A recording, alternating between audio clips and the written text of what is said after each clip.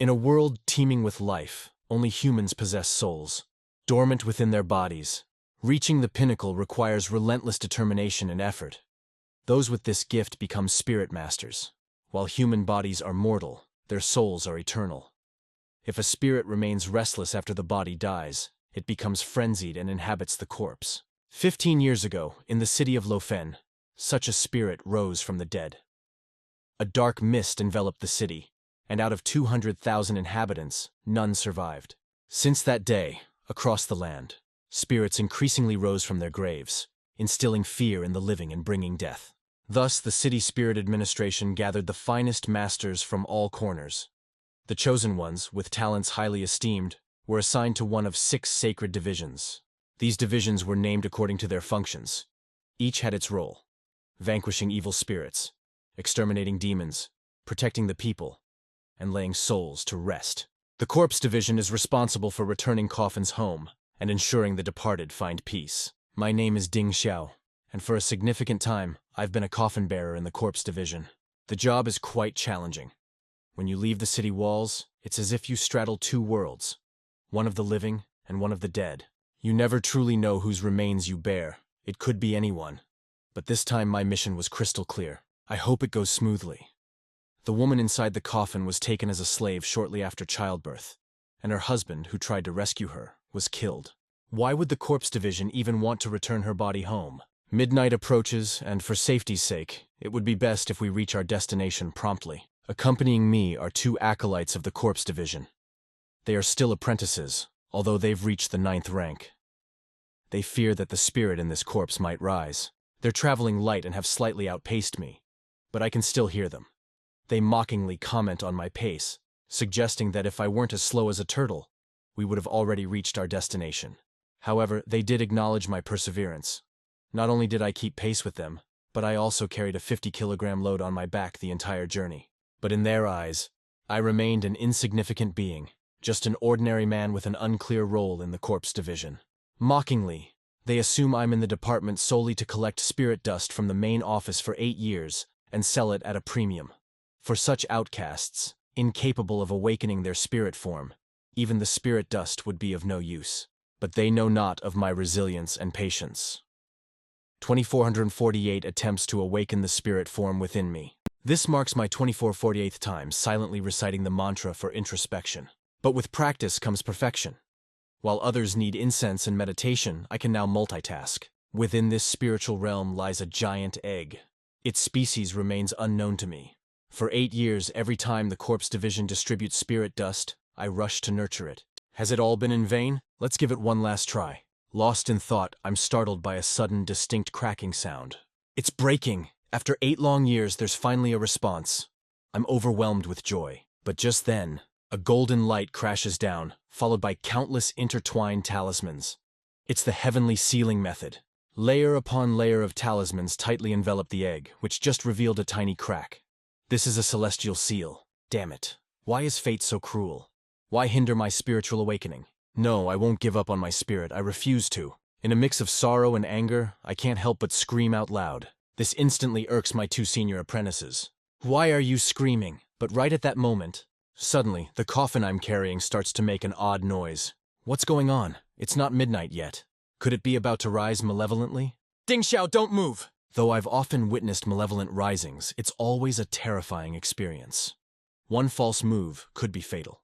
Both seniors become alert, eyes fixed on the coffin I bear. I can feel something crawling on the coffin's surface. In the moonlight, a shadow appears atop the coffin's silhouette. You idiot! Hold the coffin steady, don't move! Mu Piaoxing, seeing the commotion is caused by a mere low-level beast, relaxes and gestures for Jiang Xuan to watch him handle it. He then activates a sharp talisman and the blade is instantly engulfed in roaring flames. What a magnificent sight! With a mighty shout, the blazing blade slices through the air. The powerful aura instantly brings down the beast. But I, yet to awaken my spirit, can't withstand this force. Both the coffin and I are pushed back. If this makes too much noise, could it awaken the spirit inside? Mu Piaoxing swiftly moves closer. I thought he was coming to assist me. Unexpectedly, he dashes past me to deliver the finishing blow to the barely alive beast. As the long sword pierced through, the demonic spider's blood sprayed 3 feet. The coffin that lay horizontally on the ground and I, sitting nearby, were caught off guard and splattered with it. Mu Piaoxing swiftly returned to elder brother Zhang Xuan's side, looking disdainfully at the fallen spider, saying it wasn't worth his time. Yet, the ever-cautious Zhang Xuan felt uneasy. Suddenly, the sound of crawling echoed from all directions. My God, it was a swarm of demonic spiders. The expressions of the 2 elders changed dramatically. Both immediately began chanting a mantra, summoning their spirit animals. Elder brother Piaoxing's spirit animal was a hellfire red fox, while elder brother Zhang Xuan's was a moonlit demon wolf. Upon command, the demon wolf instantly lunged towards the swarm. These spirit animals were incredibly powerful. They tackled the spiders with ease, 1 bite at a time. Taking advantage of this, both elders moved forward, guarding the coffin, ensuring the spiders didn't disturb the body within and awaken any evil spirit. But the spider swarm was vast, and soon a large group circled the coffin. "Now!" shouted Zhang Xuan. Piaoxing immediately understood. Both the demon wolf and red fox erupted with fury. Their powerful abilities rained down on the spider swarm. I watched this incredible scene with utmost admiration. I wonder, when will I, Ding Xiao, awaken my own spirit animal? I am Ding Xiao, the coffin bearer of the Spirit Control Department. Moments ago, in front of me, the 2 elders summoned their spirit animals and displayed their might. They decimated the attacking spider swarm. Their prowess filled me with envy, for I have yet to awaken my spirit. What's the matter, coffin bearer? Feeling jealous? Of course, you've been around for so long and you still don't have a spirit animal. Yes, he's mocking me again, and Zhang Xuan just watches silently.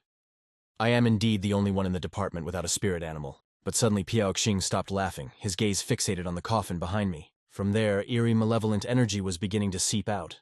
As a coffin bearer, I was leaning against that very coffin. A powerful force blasted me away. I turned to look. The coffin was shattered. Piaoxing, unable to escape in time, was gripped tightly by the throat by the entity from within the coffin. Zhang Xuan cried out in horror, calling Piaoxing's name. Mu Piaoxing, in imminent danger, tried to summon his red fox spirit to escape, but the resurrected corpse didn't grant him the chance. Damn it! The resurrected corpse turned to face me. It stared intently and lunged at me without hesitation. In my urgency, I activated a speed talisman in my hand, narrowly dodging its strike. It was close. How could this female corpse be so powerful? She was just an ordinary woman in life. Zhang Xuan, regaining his senses and filled with rage, summoned his high-level spirit, the moonlit demon wolf. At his command, the wolf fiercely attacked. Unexpectedly, the resurrected female swiftly countered with a powerful palm strike, slicing the wolf in half from its belly. The immense feedback of energy from the spirit's destruction made Zhang Xuan cough up blood. He couldn't believe how this ordinary female corpse became so powerful after resurrection. With Piaoxing dead, he couldn't perform the sealing ritual alone. Suddenly, as if recalling something, he instinctively yelled to me, asking if I knew the Four Corners spirit locking formation. But the resurrected corpse gave us no chance to communicate, attacking whoever was nearest. In a flash, she lunged at Zhang Xuan. "I have met your child." To my surprise, my frantic shout managed to halt her aggressive advance. That eerie blue hand of hers froze, hovering inches away from Zhang Xuan's throat. It appeared that her child was her lingering attachment.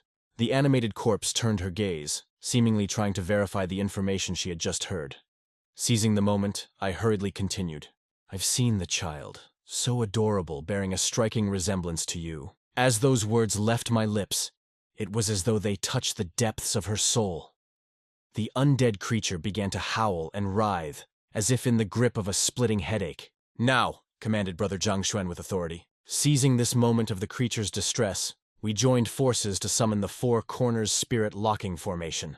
Almost instantly, chains formed from intertwining runes shot out, spanning the void. In just a moment, the chains tightly bound the undead entity. Accompanied by Brother Zhang Xuan placing the final spirit suppression talisman, the seal was at last successfully completed.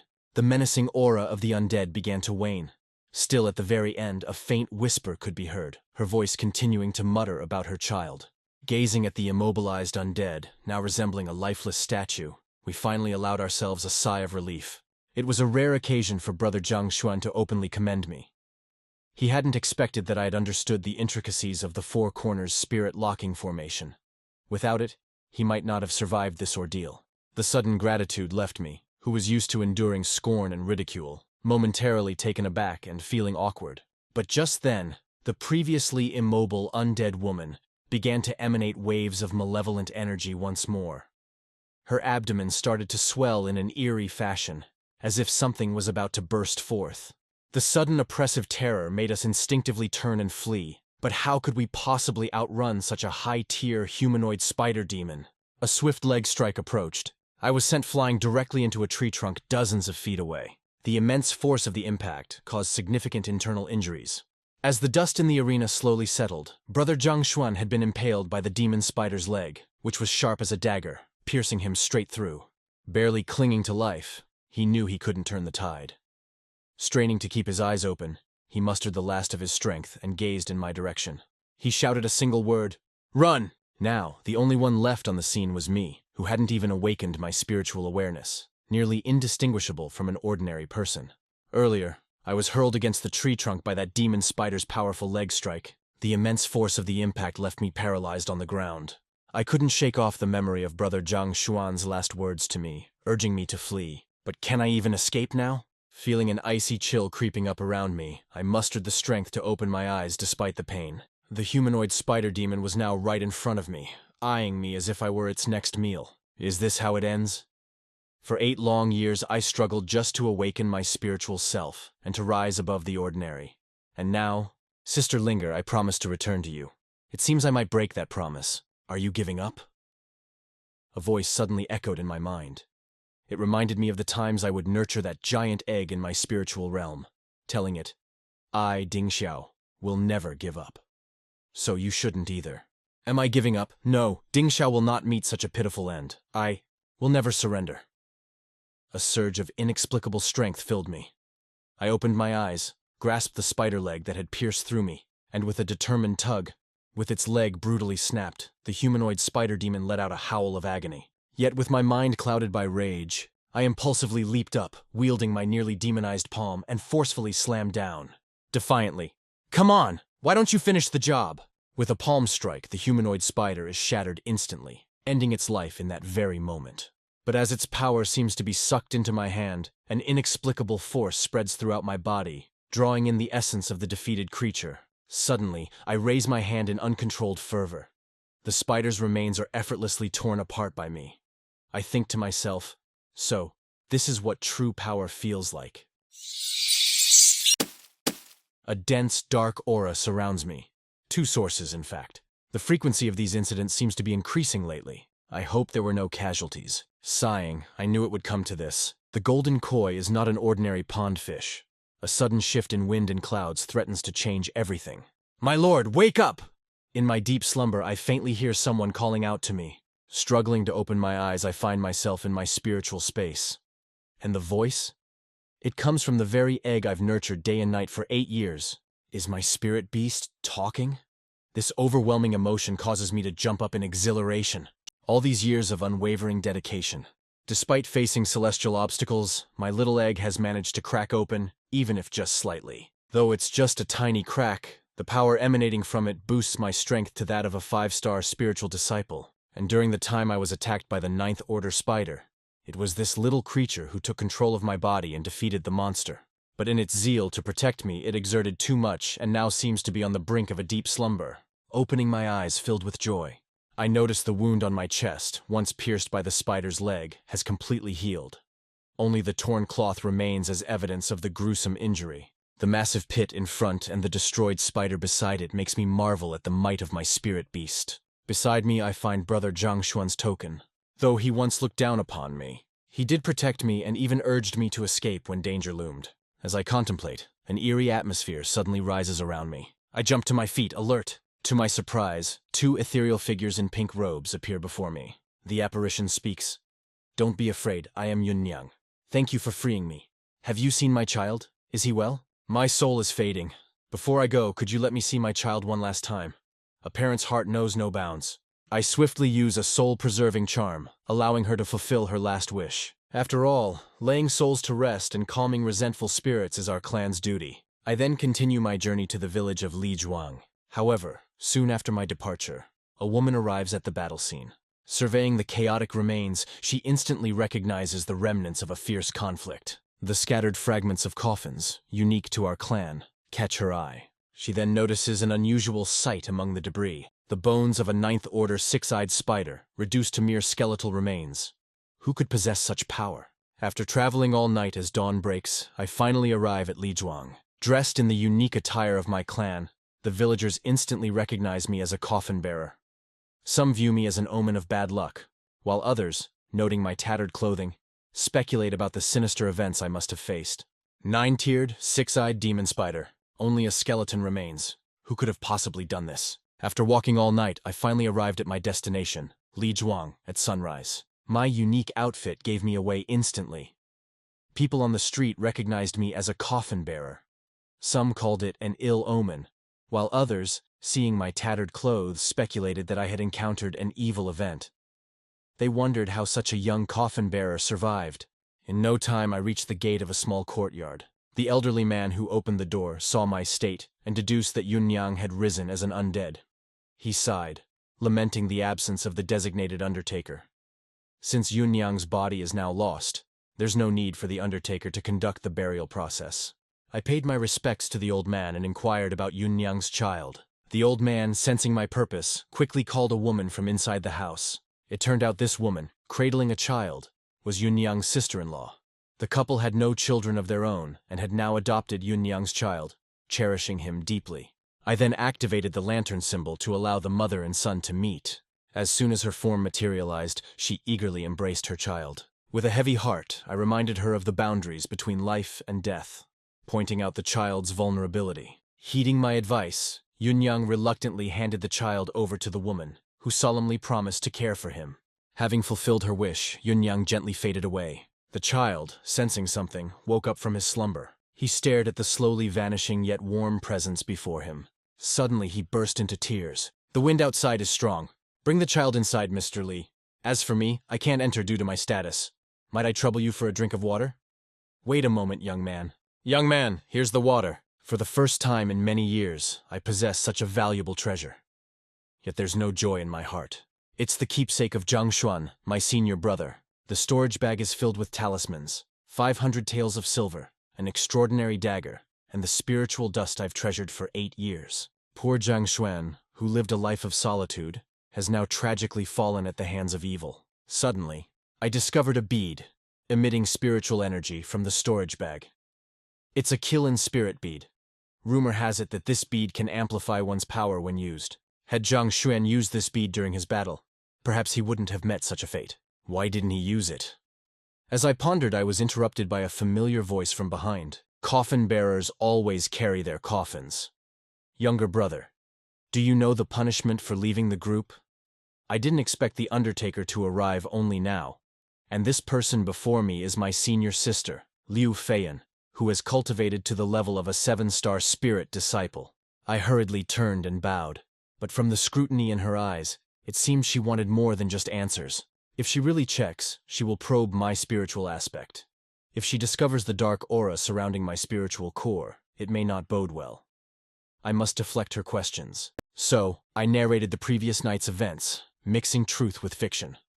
I attributed the defeat of the demon spider to an unknown mysterious person. She looked skeptical, clearly not believing my tale. Seeing her disbelief, I quickly presented the lantern symbol, explaining that the remaining soul of the woman who rose as undead was inside. She could verify it herself. To my surprise, she didn't check. Instead, her gaze fixated on the dagger at my waist, a personal belonging of Zhang Xuan. Before I could explain, Sister Lu suddenly drew her sword, seemingly searching for something. Could it be the Qilin spirit bead? I cannot let her have it. Although the bead isn't particularly precious to me, if handed over, she would surely suspect my involvement in our brothers' deaths. In desperation, I dodged her attack and quickly handed over the dagger, explaining it was lent to me by Zhang Xuan for protection during the undead uprising. Unexpectedly, she scoffed. She knew Zhang Xuan treasured the dagger and would never lend it out so easily. She advanced again, her intent clear. Outmatched and outclassed, I knew I couldn't confront her directly. As her intentions became clear, she demanded the Qilin spirit bead. In the nick of time, using a sharp weapon talisman, I deflected her assault. I then quickly activated a speed talisman and made my escape. Liu Feiyan, repelled by my counter, looked on in disbelief. She hadn't expected me to fend off her attack with just a simple talisman. Seeing me get away, she remained oddly stationary, as if something else caught her attention. Could it be? I looked ahead to find two individuals blocking my path. The newcomers were unexpectedly Sun Shuchu and Miao Shun, the two senior brothers.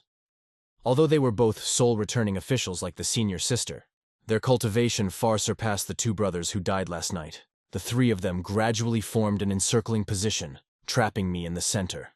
The madwoman, Liu Feiyan, even gave them a distant salute, confirming they were in cahoots. With a cold sneer, Miao Shun summoned his 9th-level spirit, the mighty black bear. Hand over the Killing Spirit Orb. The flaming giant hand squeezed me so tightly I couldn't breathe. I desperately shouted, reminding them of the regulations of the spirit-suppressing department. To my dismay, they just scoffed dismissively at my words. They pressed on even harder. Were they planning to kill me for the Killing Spirit Orb? These three seemed quite sure of their dominance over me. Indeed, my reputation in the spirit-suppressing department as a defunct spiritual entity precedes me. Otherwise, I wouldn't have been known as the coffin bearer. But since there's no hope of escape by regular means, I won't be courteous anymore. I channeled all the energy stored within my spirit. In just a blink, I broke free from the flaming grip. Amidst the explosive shockwaves, I escaped using the rolling dust as cover. Liu Feiyan looked quite astonished. How could a defunct spiritual entity like me unleash such a strange force? However, Miao Shun deduced it quickly. He believed I must have used the residual power from the Killing Spirit Orb, which further confirmed its presence on me. Humph. Once we return to the spirit-suppressing department, I'll make sure you repay everything, with interest. After escaping their grasp, I finally reached the spirit-suppressing department at dusk. To avoid suspicion or being accused by those villains, I needed to report the ordeal quickly. Inside the report hall, the old man saw my disheveled state and sighed, seemingly indifferent. I wondered if his sigh was for my narrow escape, or the return of someone who shouldn't be alive. The old man seemed already aware of the upheaval, but only due to the peculiar changes in the soul lantern. As for the details, he knew nothing. I then recounted last night's events to him. As for my near-death escape, I credited the mysterious person. The old man never even lifted his eyes, merely noting everything. This incident appeared insignificant to him, even with the death of 2 corpse guards. Perhaps to him, it was just the passing of 2 unknown juniors. After all, in these times, death is a daily occurrence. Before leaving, I deliberately mentioned the belongings of the deceased senior brothers and asked how they should be handled. The old man, seemingly not caring, waved me away. In our department, whatever small items you find, just handle them yourself. That was the response I was hoping for. Now, even if they find out about the Killing Spirit Orb on me, I have a justification. But the priority now is to hatch my spirit as soon as possible. Why does this person have a familiar aura? The girl named Bai Shi was the same lady who had investigated the site of the upheaval after my departure. As Bai Shi approached the entrance, a person called out to her. It was Ling Jiang, the leader of the corpse division. He was curious why the punctual Bai Shi was late. Upon inquiry, he learned that Bai Shi encountered a strange surge of negative energy on her way, and found fragments of coffins from the financial department. Hearing this, Ling Jiang was visibly shocked, as if worried about something. He hurriedly ushered Bai Shi towards the report hall. Only after seeing the latest entry stating that I escaped with the help of the mysterious person did he breathe a sigh of relief. Knowing I wasn't harmed, Ling Jiang's anxiety settled. He then handed the report to Bai Shi. Coffin bearer. How could a mere mortal escape from the hands of such malevolent spirits during the upheaval? After all, the 2 9th-grade corpse guards escorting the bodies are now reduced to ashes. The young lady named Bai Shi stared intently at the record book of the town spirit bureau, her eyebrows deeply furrowed. The person who had narrowly escaped death recorded in it was none other than Ding Xiao, whom she once looked up to. Back in the day, both Ding Xiao and Bai Shi were prodigious youths, exceptionally recruited by the town spirit bureau. But now, their statuses and roles are worlds apart. Commander Ling Jiang, standing beside her, was deeply moved by these memories, but he chose not to bring up those melancholic old days. Now, the fact that Ding Xiao holds a relatively safe position in the town spirit bureau, specifically in the corpse department, might indeed be the best arrangement for him. Still, thinking of Ding Xiao's narrow escape, Ling Jiang couldn't help but smile, touched by the memory. But is everything truly as straightforward as it seems? Bai Shi hasn't forgotten. There were 2 eerie, malevolent auras at the site of the rising evil spirits last night. One of them came from the humanoid demon spider. By the time she arrived, all that was left was a pile of bones. So where did the other malevolent aura go? Also, who was the mysterious powerful figure that saved Ding Xiao as mentioned in the records. Seeing Bai Xi's concern, Ling Jiang comforted her, assuring that the incident would be thoroughly investigated. As he was about to leave, Bai Xi stopped him. "Commander Ling, do you know where he lives now?" "This tranquil courtyard is where Ding Xiao resides near the town spirit bureau. His younger sister, Linger, is leisurely drawing patterns on the rice at this moment." "Yes, she's thinking of her brother." Just then, Ding Xiao pushes the courtyard door open and returns. Ecstatic, Linger runs into her brother's embrace. Her lively and adorable demeanor is genuinely heartwarming. But seeing the large blood-stained tear on her brother's clothes, tears immediately form in Linger's eyes, recalling the increasingly severe spirit disturbances over the years. She pleads with her brother to abandon his current line of work. Though her worries are valid, the siblings still need to make a living. Moreover, with Ding Xiao's spirit embryo beginning to break its barrier, he needs the town spirit bureau now more than ever. Learning about her brother's impending awakening, joy shines brightly in Linger's eyes. Yet, beneath her happiness, lies deep-seated concern. Ding Xiao inquires about Linger's health. His words dissipate the cheerful atmosphere.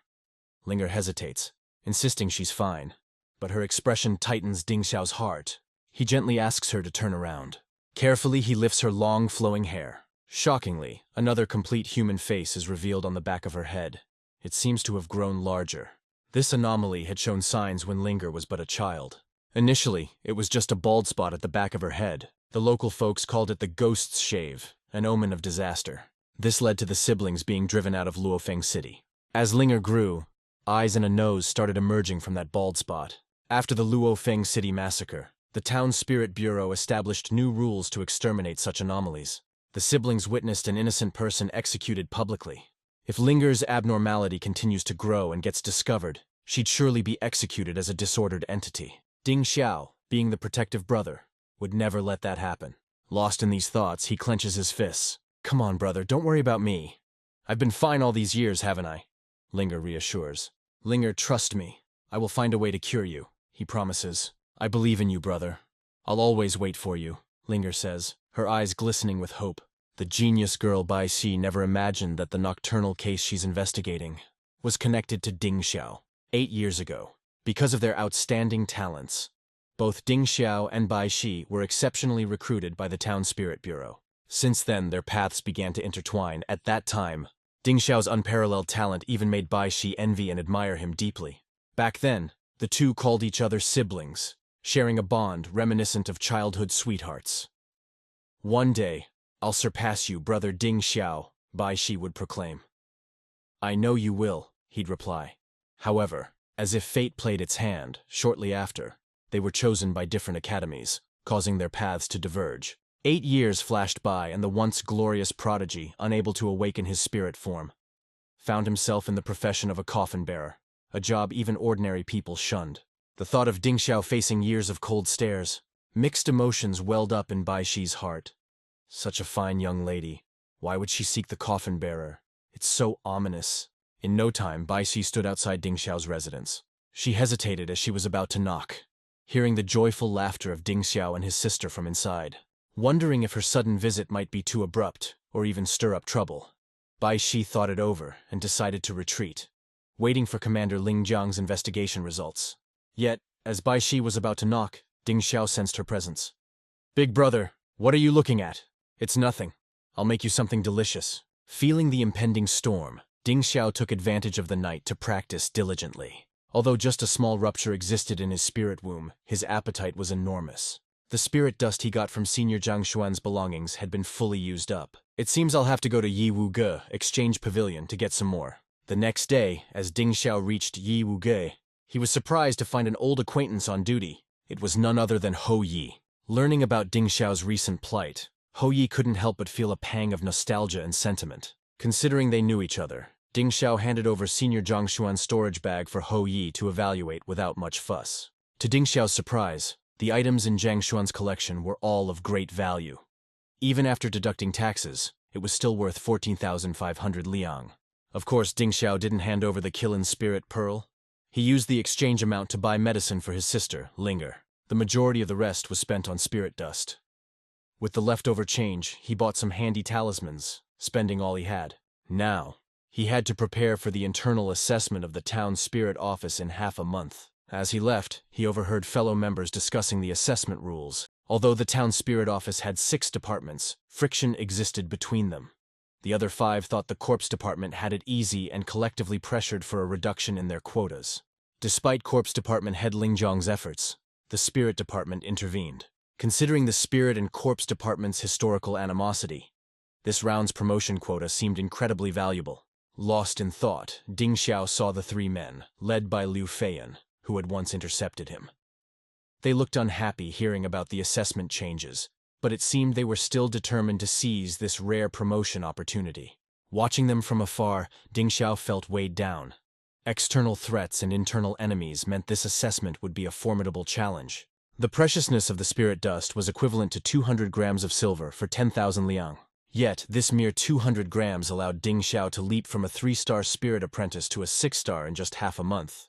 On the eve of the town spirit office assessment conference, Ding Xiao was engrossed in his practice. Though he poured in 200 grams of spirit dust, his spirit womb was still intact. However, the overwhelming spirit force it radiated filled Ding Xiao with elation. Now his punches were as swift as the wind, his movements lightning fast. Even the talismans he shot into the air could cut down a tree as thick as a man. In high spirits, Ding Xiao effortlessly climbed the mountain walls. Reaching the summit in moments, he felt an unparalleled view. Embracing the immense power boost from the ruptured spirit womb, Ding Xiao couldn't help but cheer aloud. Today marked the Corpse Department's assessment day at the town spirit office. Commander Ling Jiang stood on the stage, explaining the rules. The city lord of Nanlin City, Bai Shou, sat on the main seat with his proud daughter Bai Shi by his side. He calmly inquired about her opinion on the assessment's changes, sensing ill intent from the Spirit Department. Indeed, the Spirit Department, always at odds with the Corpse Department, now wanted to play the role of overseer. They even brazenly stated in front of Corpse Department head Ling Jiang that they aimed to seize all the Corpse Department's promotion quotas. It was well known that the Corpse Department's recruits were the lowest-ranked students from the entire town's Spirit Office. Facing the Spirit Department's underhanded tactics, many in the Corpse Department grew apprehensive. The recorder's elder brought 2 draw tubes, informing participants that groups would be determined by a lottery. Eager to give it a shot, Miao Shun and his 2 friends stepped forward immediately. In the hall, the elder now brings forth 2 draw tubes, announcing that members who wish to participate in the assessment will be grouped by drawing lots. The eager trio of Miao Shun wasted no time and rushed forward to draw. Interestingly, all 3 of them drew the number 2. This worked out perfectly. They often practiced together, so there were no worries about coordination. Ling Jiang looked at their drawn numbers and nodded in approval. While their skills weren't top tier, the combination of 2 9th-tier soul retrievers and 1 8th-tier was commendable. However, at that moment, a commotion erupted from the crowd. To everyone's surprise, Ding Xiao, known as the coffin bearer, stepped forward, telling the elder that he wished to participate in this assessment. Those on the main stage who were aware of Ding Xiao's background grew restless. The elder, with disbelief, asked Ding Xiao to confirm multiple times. After all, this assessment was different from previous ones, and it was a matter of honor for the corpse division. How could Ding Xiao, a man without a spiritual aspect and considered a waste, have any hope of victory? But Ding Xiao, with a determined face, stood his ground. Impatiently, the elder suggested he first test his spirit strength. Hao Yi, seeing his longtime friend Ding Xiao being treated this way, became furious. The elder rolled his eyes as if to say, "Test or don't, it's up to you." Hao Yi was about to argue, but Ding Xiao stopped him, surprisingly agreeing to take the test. Everyone knew Ding Xiao lacked a spiritual aspect. Wouldn't this test be humiliating? Yet, undeterred, Ding Xiao stepped up to the testing platform. With a single touch, the platform buzzed and erupted with spiritual energy, illuminating 3 spirit rings. The hall fell into a deep silence. You could hear a pin drop. Who would have thought that Ding Xiao had such spirit strength, and 3 rings at that? This would have qualified him as a 9th-tier guardian in the past. Seeing this, the trio of Miao Shun realized why Ding Xiao had previously managed to escape from them. It wasn't mere luck. The elder was so shocked he nearly dropped his jaw. Naturally, he no longer hindered Ding Xiao from participating. Ling Jiang, who had been observing Ding Xiao, was pleasantly surprised. However, considering the young man had just awakened his spiritual aspect, he subtly intervened in the drawing process. Thus, the lot that Ding Xiao drew seemed freshly marked with the number 2. Unexpectedly, he ended up in the same group as the trio. It seemed enemies were destined to meet. "Don't worry, young apprentice," they sneered. We'll take good care of you. This was the first time Ding Xiao displayed his spirit strength in public. The crowd was left in awe, not because of the immense power of Ding Xiao's spirit strength, but because they never expected Ding Xiao, deemed a waste for 8 years, could awaken such power. Now eligible for the Corpse Division's big test, the Elder no longer stopped Ding Xiao. Division leader Ling Jiang was quite pleased. He discreetly tampered with Ding Xiao's draw number, hoping the novice would get support and protection from his peers. But things didn't go as planned. The team didn't seem to have Ding Xiao's best interests at heart. After all, just days before, they had tried to kill him to seize their senior's relics. "Don't worry, we'll look after you," they mocked. Before Ding Xiao could retort, a mocking voice echoed from a stranger nearby. Turning their heads, they saw a man in white, unmistakably a member of their rival, the Spirit Division. This man was Xiao Ran, the Spirit Division's most arrogant. He teasingly held Ding Xiao's number 2 lot, vowing to eliminate all the wastes of the Corpse Division. Offended by such words, Miao Shun immediately lashed out. Sun Shu-chu and Liu Feiyan joined in, criticizing the Spirit Division members for being ungrateful opportunists. Amidst the growing anger, Corpse Division leader Ling Jiang glared at Zhang Tianxing, questioning why he allowed his disciples to flout the rules and be so disrespectful. Zhang Tianxing responded dismissively, hinting that the weak should expect to be trampled upon and that his disciples' words were not wrong. After all, the Corpse Division students were the dregs of the big divisions. Their lack of talent meant that even at the same level, they'd be at a disadvantage. Now, as the leader of the Spirit Division, he publicly humiliated them, deeming them punishable. Ling Jiang was furious and ready to react, but Bai, the city master, intervened, hoping to prevent a verbal dispute from ruining the event. With a smug smile, Zhang Tianxing promised that if any Corpse Division team advanced during the assessment, he'd publicly apologize with his disciples. Ling Jiang paused. If Zhang Tianxing was so confident, they'd let their actions do the talking. But as it stood, only 4 members of the Corpse Division were participating. If they can't gather a team of 5, the Corpse faction will be disqualified immediately. However, the other members of the Corpse faction were hesitant, fearing they would just be an easy target and all held back, not willing to step forward. Members of the Spirit faction looked on mockingly, as if watching a joke unfold, and constantly sneered. Just as all hope seemed lost, a hand suddenly rose from the crowd. It was Ding Xiao's friend, Hou Yi, who, like Ding Xiao, had also fallen from grace. After many years, he had finally managed to secure a stable job at the exchange pavilion. Yet now he willingly lowered himself to become a coffin bearer for the assessment. Seeing how Ding Xiao had persisted all these years without the use of his spiritual power and now had suddenly awakened his abilities, Hou Yi saw a promising future. Inspired by this, Hou Yi was filled with passion and decided to sign up without a second thought. And so, a team of 5 was established. With a wave of Commander Ling Jiang's hand, a portal, bursting with purple energy, appeared beside him. This was said to be the entrance to the secret testing realm, where time flowed slower than in the outside world by multiple times. Perhaps noticing Ding Xiao's concerned expression towards his teammates, Ling Jiang emphasized the rules, stating that participants should not harm each other and violators would be expelled from the Soul Regulation Department. However, it was uncertain if Miao Shun and his team were paying attention. After passing through the portal, the group seemed to have arrived at a chaotic burial ground. Tombs were everywhere, as if the coffins had been dug out, but there was no time to ponder this. They had to find the head evil spirit before the Spirit faction to stand a chance at winning. As they were about to move, they discovered a bright red coffin half-buried directly in their path. Before they could react, the coffin began to creak, with a ghastly green mist seeping out. "Are you here to help me find my grandfather?" It's unbelievable that this year's Corpse faction test is this challenging. They've unleashed an entity that's already at the level of an evil spirit master, which is a rank above Ding Xiao's team.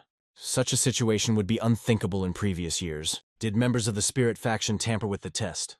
Seeing the group's stunned silence, the corpse child became furious and malevolent energy surged out. The group quickly snapped back to reality, realizing the volatile nature of the corpse child. The only way to defeat it might be to exploit its weakness. Ding Xiao recalled the technique he had used against the humanoid spider spirit a few days prior. Any entity that becomes evil typically does so due to lingering regrets or unjust deaths. Hence, Ding Xiao cautiously asked the corpse child about the appearance of his grandfather.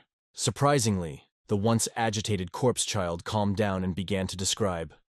"My grandfather is 9 feet tall, his hands are longer than his knees, his face is withered, and he has black lips and green teeth." Wait, is the entity the child describes even human? But the corpse child continued without regard to the team's shock. He added that his grandfather was excellent at making soup, so delicious and fresh. But now, he's trapped in a formation and needs saving. From the child's description, it seemed that the so-called grandfather might be a green-haired zombie that drinks human blood. Unable to find the child's weakness, Ding Xiao continued to inquire, hoping the child would lead them to the formation. The child, overjoyed, began to lead the way, singing eerie renditions of nursery rhymes. As they followed, the rhymes became more unsettling, describing beheading and dismemberment, all directed at his grandfather. "Boss, what should we do now? Should we follow them and then attack all at once?" As Miao Shun and his two companions walked, they deliberately fell behind. And when Ding Xiao and the corpse child were within reach, they launched a surprise attack. With a spell, a giant golden bell appeared, bearing down with immense force right above Ding Xiao. In the nick of time, Ding Xiao, pulling Hou Yi, jumped out of harm's way. Had Ding Xiao not been on guard against these three, he might have met his end today. Seeing that their attempt failed, Miao Shun cursed inwardly. Seeing Ding Xiao and another escaping the confinement of the large bell, Miao Shun inwardly cursed his miscalculation. However, it wasn't the time to reflect upon his mistakes. Beneath the glowing golden bell, the trapped zombie child was roaring and struggling fiercely. He had hoped they would set aside their differences and seize the chance to deal with the zombie child. Unexpectedly, all three made a dash for it. Yet the zombie child wasn't willing to let those who had wronged her leave so easily. Suddenly, her spiritual puppet started bleeding from every orifice. In a blink, it transformed into streams of blood, shooting outwards. The once imposing golden bell now shattered like mere paper. Immediately after, the blood streams reached their targets, ensuring the fleeing Sun Shuchu and Liu Feiyan were tightly ensnared. Miao Shun's face paled at the sight of the two massive blood cocoons, realizing he had no chance to save them. Hearing the swooshing sound getting closer, he knew he was in deep trouble. But just then, Ding Xiao leaped into action, deflecting the attacking blood streams with his short knife. In this dire moment, he chose to set aside past grudges, joining forces to face the common enemy. He stared intently at the zombie child, urging Miao Shun to rescue the two trapped inside the cocoons. To Miao Shun's shock, upon cutting open the thick blood cocoon, he found it empty. And as he registered his surprise, a sinister figure approached from behind, striking him in the waist. Gritting against the pain, Miao Shun turned to see the assailant. It was Hou Yi, but with vacant eyes, clearly under the control of the zombie child. Meanwhile, the zombie child jubilantly held two new spiritual puppets, resembling the missing Sun Shuchu and Liu Feiyan. Was this even a test anymore? How did they encounter such a terrifying creature right upon entering, pitting mere spiritual disciples against a zombie child of such caliber? Wasn't this a cruel joke? Moreover, there were traitors in their midst. Among the 5 of them, 3 had plotted to kill him for treasure. From the start, they had been trying to sabotage him. How could he even proceed? Luckily, Ding Xiao had been on his guard, narrowly escaping their treachery. Unexpectedly, the zombie child was vindictive. Bypassing Ding Xiao, it went straight for the 3 traitors. Yet in the chaos, the zombie child took control of Ding Xiao's close friend, Hou Yi. With the situation growing dire, Ding Xiao had to ally with the traitorous Miao Shun against the zombie child. Their immediate concern was freeing Hou Yi from the child's control. However, no matter how Ding Xiao called out, he couldn't wake Hou Yi from his possessed state, nearly getting stabbed by his friend in the process. Left with no choice, Ding Xiao incapacitated Hou Yi. The two of them now stood together, staring down the zombie child, who had the power to pit them against each other. The zombie child looked at the immobilized Hou Yi, lamenting the damage to her puppet, but in a blink she gleefully announced she could mend it. With a flourish, threads of blood wound around, repairing the puppet. To their horror, Hou Yi, whose limbs had been rendered useless, began to move. With the unsettling sound of cracking bones, he twistedly rose to his feet. The scene reminded them of a forbidden puppetry technique, capable of erasing a person's consciousness. If the puppet remained under control for half an hour, the ensnared soul would be lost forever. Before they could think further, the possessed Hou Yi launched an attack, detaching his forearm and sending it hurtling towards them. Seeing this, Miao Shun for once acted selflessly, blocking the attack and giving Ding Xiao an opportunity to confront the zombie child. Understanding the situation, Ding Xiao lunged at the zombie child, aiming for the puppet, the source of her control. But as he neared, she leapt, forming a blood-red spike and thrusting it towards Ding Xiao. In the nick of time, Ding Xiao used a speed amulet to dodge. Instead of panicking, the zombie child seemed delighted. admitting she loved such games of chase. Raising her puppet, countless blood threads rained down. Facing the barrage, Ding Xiao kept dodging, relying on his speed amulet. Finally, spotting an opening, he hurled a blood-inscribed dagger. Subsequently, she lifted the ghost puppet in her hand, and immediately, a cascade of blood strands plummeted from the sky. Confronted with this concentrated assault, Ding Xiao was forced to constantly dodge using his rapid movement charm. Finally, in a fleeting moment, he seized an opportunity and hurled out a dagger engraved with blood-red runes. With a muffled sound, the dagger pierced right into the chest of the corpse child. After this hit, the ghost puppet in the corpse child's hand promptly fell. With his quick reflexes, Ding Xiao once again activated his rapid movement charm and snatched it up. Taking advantage of the momentarily stunned corpse child, Ding Xiao began chanting incantations, gripping the ghost puppet. In an instant, the controlled Hu Yi woke up. However, completely oblivious to what had transpired, the first thing he noticed upon waking were his terrifying black nails, causing him to scream in terror. Unexpectedly, at that very moment, the ghost puppet underwent a drastic transformation. A sinister blood-colored insect emerged from a crack in it. Moving faster than the blink of an eye, the insect pierced through Ding Xiao's palm. The agonizing pain caused Ding Xiao's veins to bulge. But the corpse child looked on, her face gleaming with joy. Dagger in hand, she cheerfully hopped over to Ding Xiao. Then, she raised the dagger, aiming straight for Ding Xiao's head. Facing this life-or-death moment, Ding Xiao desperately called out to the giant egg in his spiritual realm, realizing there was no more time to conceal his true strength. The giant egg, having been long infuriated by this pesky little ghost, immediately resonated with his call, channeling streams of blood-red energy into Ding Xiao. The corpse child, sensing the change, hastily retreated. At that moment, Ding Xiao looked completely transformed. His eyes now glowed crimson, appearing like a fierce demon. Perhaps the tide of the battle was about to turn. The corpse child, a high-ranking death master, could never have imagined that this seemingly weak spirit disciple would unleash such terrifying energy. The overwhelming sensation compelled the corpse child to assume a defensive stance. It turned out, the very moment the corpse child invaded Ding Xiao's body with her bone-corroding, heart-piercing technique, Ding Xiao realized that if he continued hiding his true power, he would meet his doom. So, powered by the colossal energy of the giant spiritual egg, Ding Xiao in an instant took on a demonic aura, his malevolent energy surging. The sight startled the corpse child, making her instinctively step back. This was the first time Ding Xiao fully unleashed his spirit energy while conscious. The intense, rich, blood-red spirit energy even formed a thick crimson tail behind him. The corpse child, initially on the defense, was momentarily taken aback by this display, and with childlike wonder exclaimed how fun the tail looked. "Fun, is it? Today I'll make sure you have your fill of fun." Perhaps influenced by the scenario, Ding Xiao appeared unusually ferocious. With a single punch, he sent the corpse child flying into a distant boulder.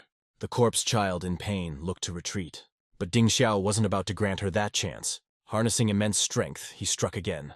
Such terrifying might had bystanders Miao Xun and Hou Yi trembling in fear.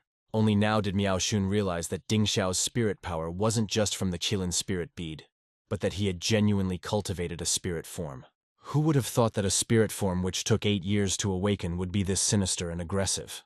By now, the corpse child was incapacitated, suspended in mid-air by Ding Xiao's crimson tail. Aware of her impending defeat, the corpse child growled a threat. If Ding Xiao didn't let go, her grandfather would kill all of Ding Xiao's companions. To think that even in such a dire situation, she still dared to threaten Ding Xiao, whom she knew despised threats. Seeing the worsening situation, Miao Xun from behind shouted for Ding Xiao to stop, but it was too late. The crimson tail suddenly split into 4 petals, resembling a carnivorous flower. It lunged at the corpse child, instantly diminishing her malevolent energy. Miao Xun and Hou Yi were in shock, wondering what kind of strange spirit form could even absorb malevolent power. As her malevolence was drained, the corpse child turned into a wooden puppet, shattering on the ground. Recalling her last words about her grandfather, it became evident that the missing Liu Feiyan and Sun Suchu were probably taken by her grandfather. It seems a visit was now inevitable. The battle concluded, and the spirit form retracted the pervasive energy around Ding Xiao. The sudden drain of power almost made Ding Xiao stumble. He had just half an hour to save Sun and Liu. With the battle now over, they had little time left. They had to leave immediately. The now normal Ding Xiao turned around, only to be taken aback by Miao Xun's posture. In the dim light, Miao Xun was seen holding his long blade, pointed directly at himself. You've hidden yourself so well. Could it be that this man is still up to his old tricks, wanting to strike when one is vulnerable? Before, Miao Shun had wanted to kill him, but out of respect for the rules of this secret realm, Ding Xiao had spared him. Now, seeing Ding Xiao's peculiar power, rumors might solidify his reputation as a chaotic force. In that case, this man cannot be allowed to live. Suddenly, Miao Shun lunged with his blade, but halfway through he shouted at Ding Xiao to dodge. Caught off guard, Ding Xiao instinctively sidestepped, narrowly avoiding the blade which then shot towards a large rock behind him. Could someone else be hiding behind him? As expected, after Miao Shun's strike, a figure emerged from the shadows. To everyone's surprise, it was the infamous Xiao Ran from the Ling department, nonchalantly playing with two puppets that resembled Liu Feiyan and Sun Suchu. Looking down with disdain, he remarked, "I never thought these rookies could defeat a corpse puppet of the Sha Master level. As for Ding Xiao's power, interesting indeed. But it matters little. They won't be leaving this realm alive today." With a flick of Xiao Ran's wrist, several minions from the Ling department surrounded Ding Xiao and the others. "Thank you all for paving the way, until we meet again, or not." Such despicable behavior even had Miao Shun, a known rogue, denouncing it as shameless. Rage bubbled inside Ding Xiao. Presumably, Xiao Ran had been lying in ambush for a while, and had witnessed the blood-red power during the fight. Therefore, Xiao Ran couldn't be allowed to leave this realm alive. An abandoned talisman cultivated for 8 years has just cracked open a little. Even Neja wouldn't dare play this way. Moreover, the force leaking from this crack carries a sinister aura. If the Spirit Control Department discovers it, they'll surely execute him on the spot, labeling him as a chaotic force. However, secrets can't stay hidden forever. During the annual assessment of the Spirit Control Department, to save his life from a much stronger corpse puppet, Ding Xiao went all in front of Miao Shun, who already had dubious intentions towards him. Ding Xiao revealed his power. With the emergence of the blood-red force, the originally fearsome corpse puppet was instantly controlled. Even its powerful aura was entirely absorbed by Ding Xiao. After dealing with the puppet, a weight was lifted off Ding Xiao's heart. He turned around, thinking he had saved the day. But to his surprise, Miao Shun was there, blade raised, with a grave expression on his face. Distrust clouded Ding Xiao's heart. Is this man still not going to change his ways? Now that Miao Shun has seen my blood-red power, I can't blame him for being ruthless. Just as he was about to act, Miao Shun shouted for Ding Xiao to dodge again. The blade, swift and fierce, brushed past him, aiming directly at several men who had been hiding behind a massive rock. When they realized they were discovered, they emerged, surrounding the group. It was that rascal, Xiao Ran, the leader of the Ling Department's trial team. Although both Ling and Corpse departments were under the Spirit Control Department, the Ling Department was known to bully and betray their own kind. Perhaps the terrifying corpse puppet they encountered during this assessment was their doing. Xiao Ran looked disdainfully at the trapped trio. Ordering his minions to finish them off, he left with the two puppets. Those puppets might hold clues about their missing teammates, Liu Feiyan and Sun Suchu. Now that Xiao Ran had seen Ding Xiao's blood-red power, he certainly wouldn't let him leave this realm alive. From Miao Shun's recent actions, Ding Xiao felt that perhaps he had turned a new leaf. Not only did he keep silent about Ding Xiao's peculiar power, but he also helped expose the hidden foes. Perhaps he could be trusted for now. Realizing Miao Shun still had some fight left in him, Ding Xiao leaped out of the encirclement. His goal was to retrieve the two puppets and silence any potential threats. After absorbing the aura from the previous corpse puppet, Ding Xiao felt an increase in his power and moved with exceptional speed. His swift movements startled the henchmen, causing them to exclaim in surprise. Caught off guard, they were immediately overwhelmed by Miao Shun's relentless attacks. Meanwhile, Xiao Ran, who hadn't gone far, suddenly felt an eerie force approaching from behind. Turning around alertly, he saw only Ding Xiao, the coffin-bearer of the corpse department, charging towards him. Relaxing slightly, he drew his blade in defense. Arrogant he may be, but Xiao Ran was also meticulous and calculating. In that moment, a weight lifted from his heart as he swiftly drew his blade. Though he was arrogant due to his skills, he was also a meticulous thinker. If Ding Xiao dared to come alone, he must have had some unique tricks up his sleeve. Moreover, he sensed a hint of malevolent energy from him. Without any hesitation, Xiao Ran released his spirit form, and the arena was ablaze with light. A majestic armored bull spirit emerged, displaying its awe-inspiring might. With a powerful leap, it merged instantly with Xiao Ran, signaling his intent for a swift battle. But Ding Xiao appeared unruffled. Around him, a thick mist of blood began to form, a clear sign of him summoning his own spirit power. Without further ado, Ding Xiao took to the air and collided fiercely with Xiaoran. Ding Xiao launched into the sky, crashing into Xiaoran with thunderous impact. Blocking the powerful blow, Xiaoran's face twisted with malice. As suspected, Ding Xiao harbored chaotic spirit energy.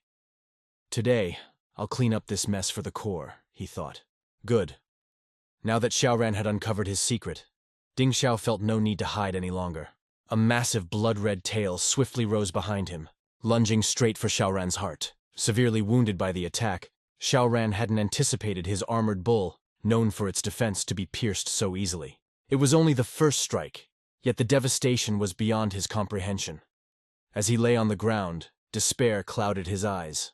However, when he turned around, his face was filled with fierce determination. Realizing his impending fate, he surged upwards, lunging haphazardly at Ding Xiao. Even in death, he vowed to drag Ding Xiao down with him. Behind Xiaoran lay a vast, bottomless abyss. Soon, two puppet figures fallen by the cliff were picked up. It was Miao Xun and Hou Yi. They seemed to have escaped their predicament, likely having defeated the trio that trapped them. Looking at the deep chasm, a look of sorrow appeared on Hou Yi's face. Yet, strangely, Miao Xun consoled him. He believed that Ding Xiao wouldn't be so easily defeated. Just then, a trace of malevolent energy wafted from the puppet in his hand. Transforming into a faint line, it pointed deep into the dense forest. It seemed Lu Feiyan and Sun Suchu were trapped there. Without delay, they needed to move and rescue them. After an indefinite time, Ding Xiao was awakened by the sound of waves. He searched everywhere but found no trace of Xiaoran. Perhaps the currents had swept him to another place. Regaining his senses, Ding Xiao surveyed his surroundings. The place was teeming with spiritual energy, a sanctuary perfect for cultivation. Moreover, he discovered the Bodhi Buddha flowers scattered all around, known to counter malevolent energy. Guided by his spiritual fetus, he immediately began to meditate. If all went as planned, he'd break through to the pinnacle of 9-star spiritual pupil. Wait for me, my friends. I'll soon be with you. It was Sun Suchu and Liu Feiyan who had plotted against Ding Xiao multiple times. Now captured by malevolent spirits, they dangled above a pool of blood. It seemed like poetic justice. But at the moment, personal grudges aside, Ding Xiao had to rescue them. After all, the rules of the corpse sect were clear. Members couldn't harm each other. Plus, Miao Xun, their leader, had shown signs of remorse. Thus, Ding Xiao held onto a sliver of hope. At that time, Miao Xun and Hou Yi, following the trail of the blood mist, reached the vicinity of the bloody pool. From a distance, they spotted their companions suspended above the boiling blood. Miao Xun sensed that this rescue wouldn't be straightforward. As expected, before they could strategize, a head eerily emerged from the pool's center, followed by a terrifyingly desiccated corpse. Hou Yi was shocked and exclaimed, "This is absurd!" For a junior disciple's trial, the adversary seemed overwhelmingly powerful. Even the junior undead child, of mere first rank, had caught them off guard, let alone this third-rank ancient corpse, which was much stronger. Facing such a foe felt like child's play for the corpse. They wondered about the intentions of those who set this trial. Miao Xun urgently signaled Hou Yi, and they tried to flee. But escape wasn't easy. The old corpse, seeing them as a meal, sneered sinisterly. Bloodhands surged from the pool, rapidly approaching them from behind. Meanwhile, Ding Xiao, after his cliff fall, concluded his meditation. He hadn't expected the abundant spiritual energy here. It was a blessing in disguise, as he broke through to the 9-star spiritual pupil's peak in a short time. Feeling invigorated and ready for any challenge, he was about to leave. However, Ding Xiao felt a familiar presence nearby. Driven by curiosity, he searched and soon found a cave emitting a faint, malevolent aura. As he ventured deeper, the familiar sensation grew stronger. Subsequently, Ding Xiao discovered a crimson coffin at the end of the cave, and it was sealed with the seals of the Spirit Suppression Division. This must be the final objective of this trial. However, why does this coffin seem to have been tampered with? The malevolent aura inside is surprisingly almost gone. Out of curiosity, Ding Xiao opened it and found inside. It was the corpse child who had previously fought with him. Beneath the corpse child, there was an old mummy in armor. Could this be the grandfather the corpse child mentioned? Given the current situation, it seems their spirits have been detached and turned evil. This corpse child is not of low rank. Did the Spirit Suppression Division deliberately set this up to test their adaptability? Ding Xiao pondered but couldn't figure it out. Suddenly, he sensed something amiss. Looking at the position of the two corpses in the coffin, They should have been holding something. Where is it now? Was it taken by someone? As Ding Xiao pondered in front of the coffin, Miao Shun and Hou Yi were in grave danger. The old mummy controlled blood-soaked hands, lifting both of them into the air. The old mummy looked at the two with satisfaction, comforting a wooden puppet on his shoulder, saying he would soon make soup for it. The puppet spoke in human language. Wasn't that the voice of the drained corpse child Ding Xiao encountered earlier? It seems the blood that flowed from the puppet earlier was the remnant soul of the corpse child. Unexpectedly, it managed to escape. The corpse child seemed resentful, murmuring about missing the even more delicious Ding Xiao. The old mummy just chuckled, feeling that the delicacy was about to present itself. Lifting his gaze, he saw Ding Xiao at the edge of the blood pool, and behind him he was carrying that crimson coffin. Surprisingly, Ding Xiao reverted to his old profession, the coffin bearer. Hou Yi was pleasantly surprised to see Ding Xiao's return, and Miao Shun quickly warned Ding Xiao about the old mummy's danger, urging him to be cautious. Ding Xiao noticed that all 4 members of his team were captured by this evil spirit. He promptly placed the coffin on the ground, declaring his intention to fulfill his duty of suppressing the undead. His statement was quite imposing. The corpse child on the old man's shoulder shivered involuntarily. The coffin, which had previously suppressed them, was now here, causing the child innate fear. The old mummy reassured the corpse child, knowing that the intruder was just a novice coffin bearer and posed no real threat. Since this youngster had damaged his granddaughter's malevolent form earlier, the old mummy intended to give Ding Xiao a taste of extreme torment. With that, he swung his longsword at Ding Xiao. Facing such a dangerous situation, Ding Xiao had already thought of a strategy. He knew that challenging the mummy directly would be difficult, so he hoped to dissipate their resentment. Ding Xiao planned to act as bait first, then find a way to trap them. He quickly threw some powerful explosive seals. Unexpectedly, the old man deflected all of them effortlessly. The combat was one-sided. The corpse child cheered and encouraged the old mummy. The mummy then swung his sword again, forcing Ding Xiao to activate a swift movement seal. Seeing Ding Xiao dodge in midair, the old mummy sneered. After all, he was just a novice, his moves full of flaws. Given the situation, the mummy decided to end it. In an instant, the blood pool churned, and the bloody hand emerged again, grabbing Ding Xiao's ankle and pulling him down. Ding Xiao, caught off guard, was dragged into the blood pool. "Got you!" This mummy is a 3rd-level evil spirit who in life was a kind-hearted old man. Who would have thought he'd be betrayed and buried alive with his young granddaughter in this endless dark coffin? Their profound grief and resentment turned them into evil spirits, the guards for the Spirit Suppression Division's trial. Because Ding Xiao severely injured the granddaughter's malevolent form earlier, the furious old mummy, with his formidable power, captured all 4 of Ding Xiao's companions above this blood pool. Perhaps in a short while, all 4 would become offerings to console his granddaughter. But at that moment, Ding Xiao returned, carrying the coffin. He had found the coffin deep underground, the very thing that had once sealed them. Naturally, it had some deterrent effect. Seeing Ding Xiao in the coffin, the granddaughter, now in puppet form, couldn't help but shiver with instinctive fear. But Ding Xiao realized that the old mummy was far superior to him. He could only win by using unconventional tactics or dissipating the old mummy's resentment. So, in the initial battle, he intentionally revealed a vulnerability, and the old man fell for it. He quickly captured Ding Xiao and dragged him into the blood pool. Seeing the old man approaching, Ding Xiao knew his chance had come. He took out the Qilin spirit bead from his storage bag, the same one that had once caused him so much trouble. He aimed and shot it out. In an instant, the enormous power within the Qilin spirit pearl erupts explosively. Such was the force of the impact that even the blood pool filled with liquid raised swirling dust. It was evident just how powerful this blow was.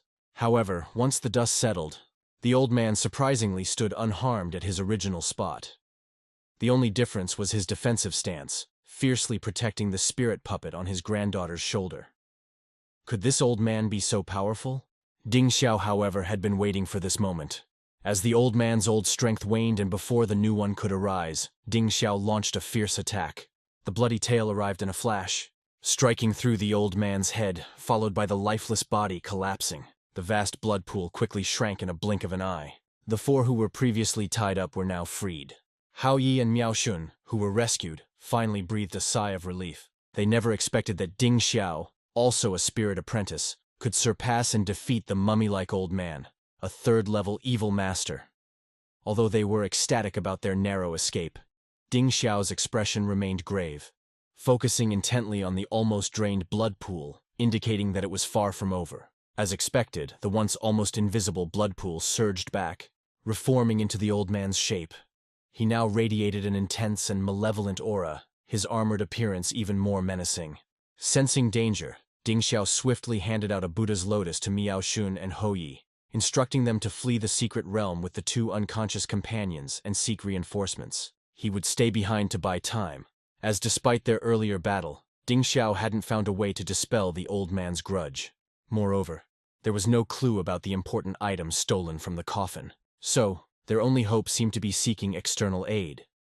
Given the circumstances, both left without further words.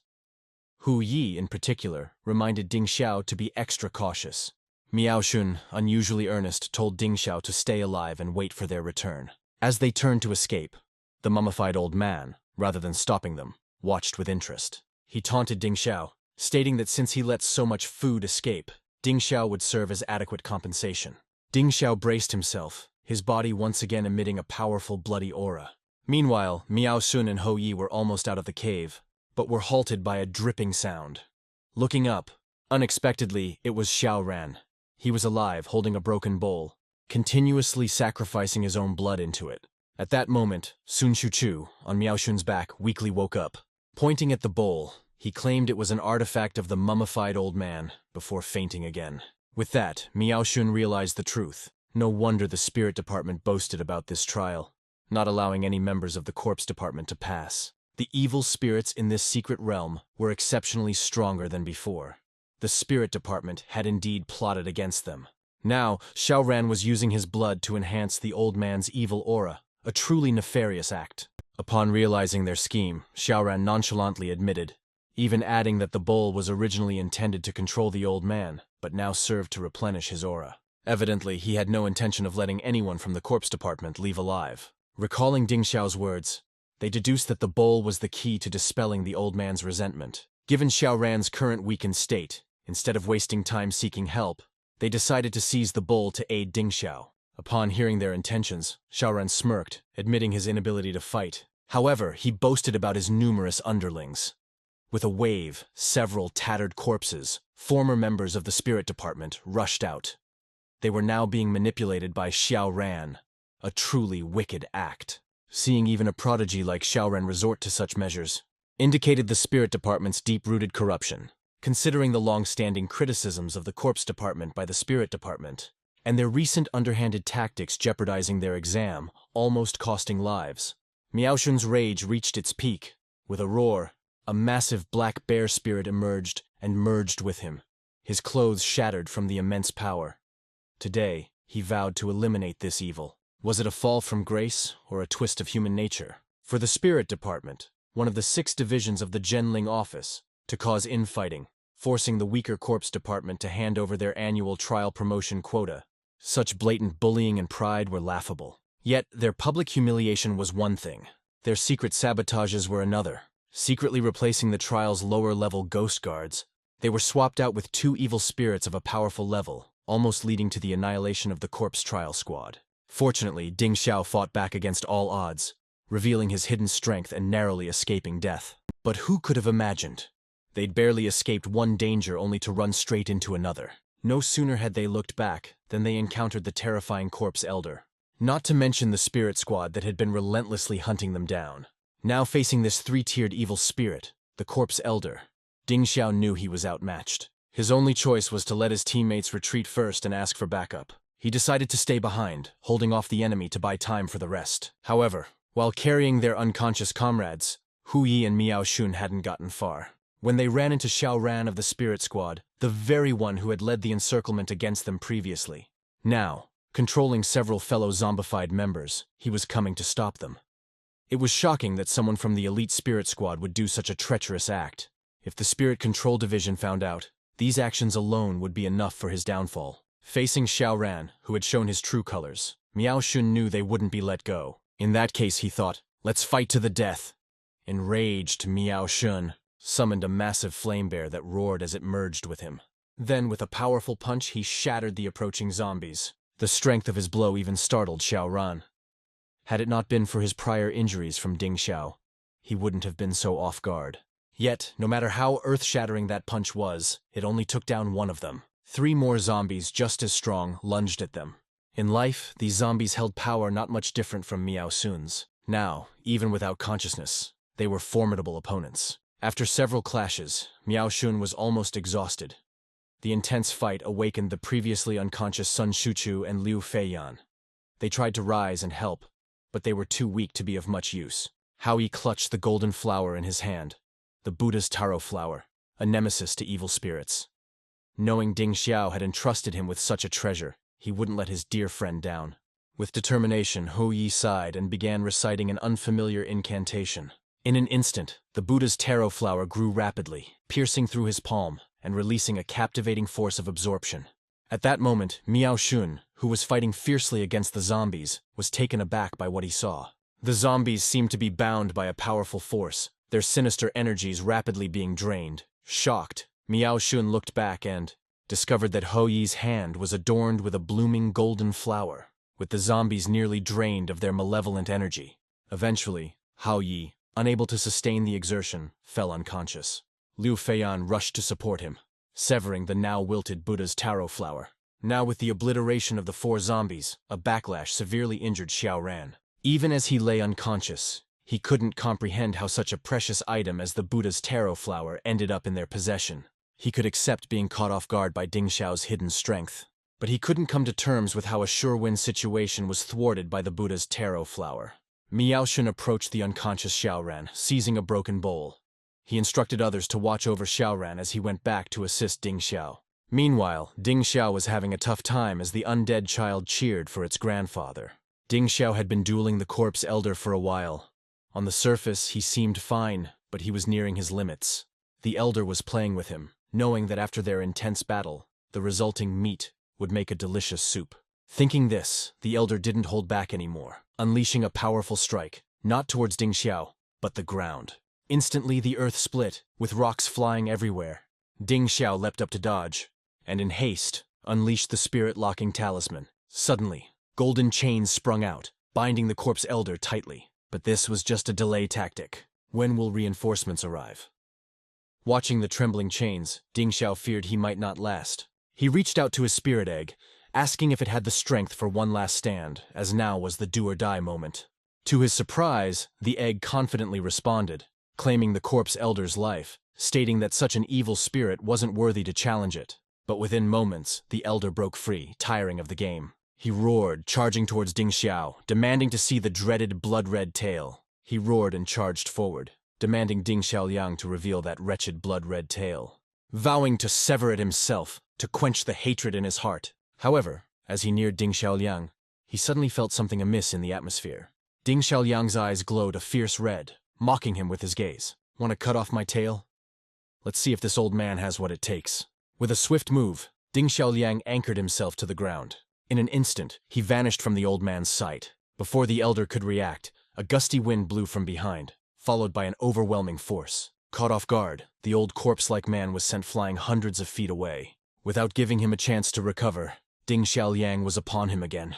Grabbing his head, he slammed it down, an aura of malevolence emanating from him. He looked at the old man as if he were a delectable treat. His blood-red pupils even managed to unnerve the usually unfazed elder, sending chills up his spine.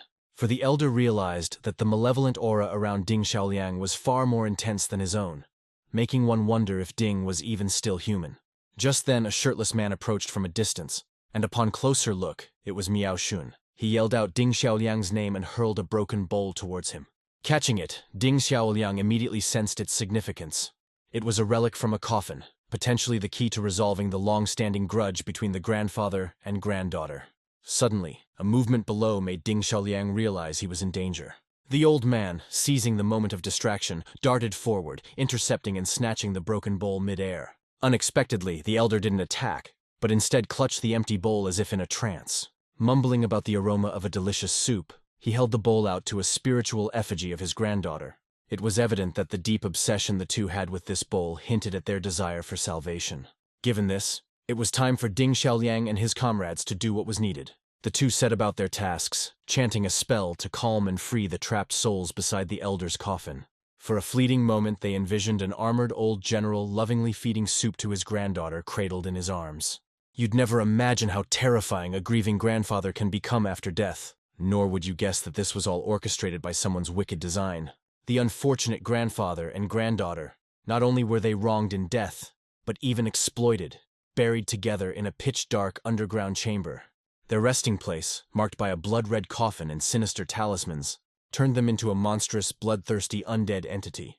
This wicked act was merely a ploy to disrupt the trials and snatch advancement opportunities from their own comrades.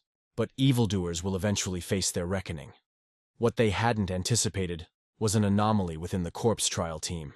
The seemingly ordinary pallbearer hid immense strength, not only incapacitating a corpse child stronger than himself, but also holding his ground against the formidable third-level corpse master. This underdog, Ding Xiaoliang, once deemed powerless after 8 years of dormant spirit, was now re-emerging, proving that with perseverance, even the toughest barriers can be broken. Now, with just a tiny awakening, his spiritual power surged, elevating him to the pinnacle of a 9-star spirit disciple. Although such prowess is impressive among his peers, it still pales against the formidable third-level corpse master. Thankfully, his teammate Miaoshun returned just in time, bringing with him the bowl, the cherished item of the grandfather and granddaughter.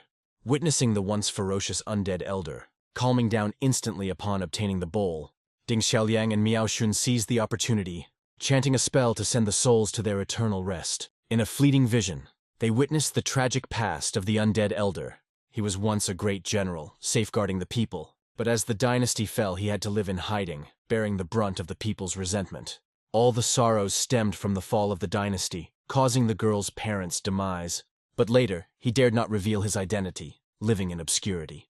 All of this stemmed from the downfall of the Song dynasty. The people's resentment towards the former dynasty was projected onto them. The little girl's parents also met their untimely end because of this. Now, only the grandfather and granddaughter depended on each other. But one day, the little girl was suddenly struck by a severe illness, growing weaker by the moment. Barely holding on to life, she expressed her wish to taste her mother's soup one more time. Determined, the old grandfather risked everything. He kneeled before a butcher with all his worldly possessions, begging for a tiny piece of meat, enough for just a bowl of soup. To his dismay, he was kicked aside as if he was just a beggar. In utter desperation, the grandfather discreetly placed his heirlooms in front of the butcher, tokens from his time as a general in the former dynasty. But to his horror, the butcher's face darkened upon seeing them. Yelling about remnants of the old regime, the butcher began to assault him. Even passers-by, upon hearing the commotion, joined in on the beating. The old man, tears streaming down, clutched the broken bowl he intended for soup close to his chest. By evening, despite his battered state, the grandfather managed to bring forth a bowl of fresh meat soup. Watching his granddaughter eagerly sip it down, the old man smiled and said, "As long as it tastes good." Then he collapsed. To the granddaughter's shock, the old man's arm that hit the ground sounded wooden. It had turned to wood. Realization dawned upon her, and she wailed in agony. But the universe's cruelty did not end there. Their door was kicked open, and in stormed the same butcher, now with a group of soldiers. Seeing the so-called remnants of the old regime, the soldiers showed no mercy. Witnessing this horror, the granddaughter screamed, swearing that she would make them pay in blood for their deeds. But all she received in return was the cold steel of a blade. At this point, Ding and Xiao finally understood why the spirits of the grandfather and granddaughter were so vengeful. Their tragic past was a heart-wrenching tale, and it seemed the two would never see their enemies brought to justice. The young girl, in sorrow, looked at her grandfather and vowed never to drink meat soup again. Both Ding and Xiao couldn't bear to see their suffering, and decided to aid them on their final journey. With chance to calm the restless souls, a chilling wind suddenly picked up at their feet. Summoned by Ding and Xiao, the spirits of the little girl's parents appeared before the grandfather and granddaughter. The family, united at last, was at peace. Turning to Ding and Xiao with gratitude, the girl didn't ask for revenge but wished for a brighter, more compassionate world. As their souls faded, a dark, cursed seal descended from above. It was the Lingshu Yinsha seal.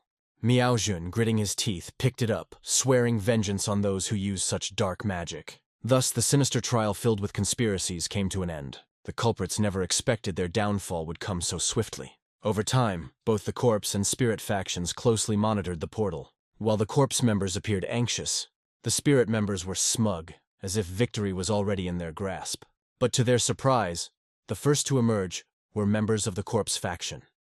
Ding and Miao Shun staggered out, looking quite disheveled. The spirit members roared with laughter. Even their corpse counterparts looked down, sighing in embarrassment. Zhang Tianxing, the spirit's leader, turned to Ling Jiang, saying that strength was paramount and there was no need for the corpse faction. But suddenly a clear female voice rang out. It was Liu Feiyan and a few others. All the corpse members had returned. Shockingly, Liu Feiyan was dragging a tightly bound figure. It was Xiao Ran. His battered appearance stirred the crowd once again, and emotions flipped between the two factions. Holding Ding's hand high, Miao Shun declared the completion of the trial. The verdict was clear. The spirit faction had lost. Their sinister schemes were exposed and laid bare in this minor promotion trial. Liu Feiyan, stepping on Xiao Ran's head, began to accuse the spirit faction of treachery, using malevolent spirits to harm their own during the trial. Ling Jiang, upon hearing this, frowned deeply. He was keen to understand the spirit faction's underhanded tactics. Upon hearing, Ling Jiang instantly furrowed his brows with concern.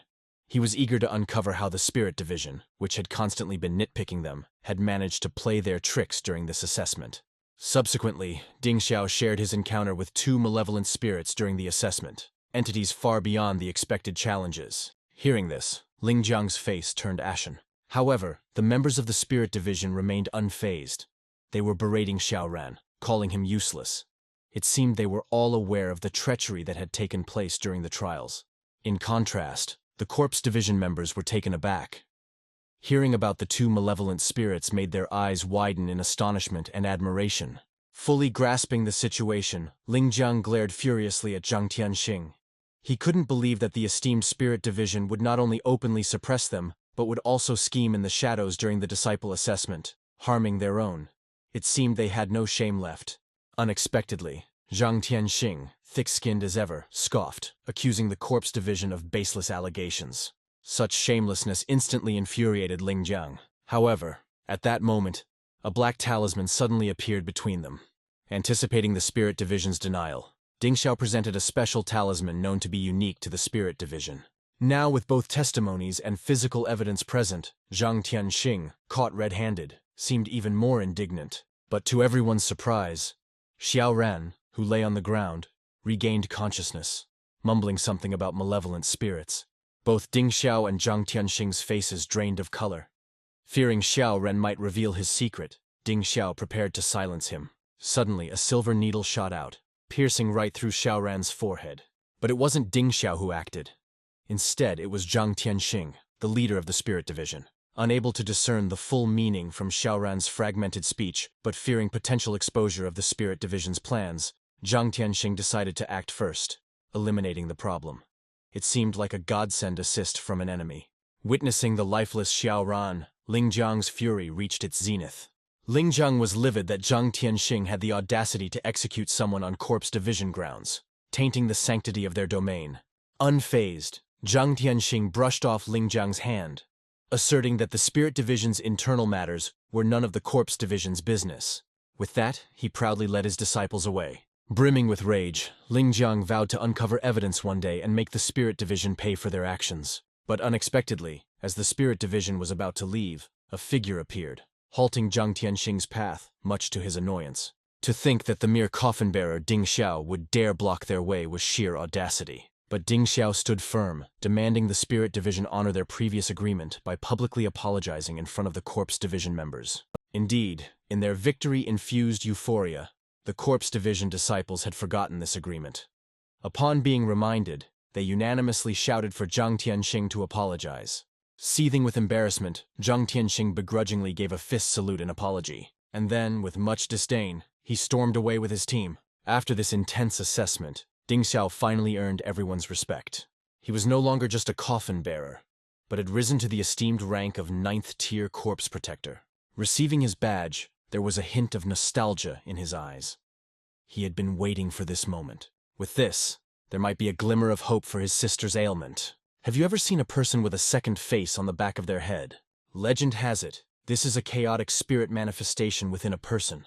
Once such an anomaly is discovered, the Spirit Suppression Bureau would execute them publicly. Tragically, the bearer of this dual spirit was a young girl, Ding Xiao's sister, Ding Ling. But what's even more shocking is that the Ding siblings live right under the watchful eyes of the Spirit Suppression Bureau. One could say they are hidden in plain sight. Thus, Ding Xiao, in hopes of curing his sister's anomaly, joined the corpse division assessment under the guise of a coffin bearer. He hoped to find a cure before her condition was discovered. Now, after surviving the perilous trials, Ding Xiao and his team emerged victoriously, not only ascending to the 9th-tier corpse protector rank, but also foiling the spirit division's plots against the corpse division. Without delay, he arrived at the treasure pavilion that same afternoon. For attaining the 9th tier, one was granted the privilege to select a treasure. Although he could only choose from the lower echelons, perhaps he might find the needed elixir among the myriad of treasures.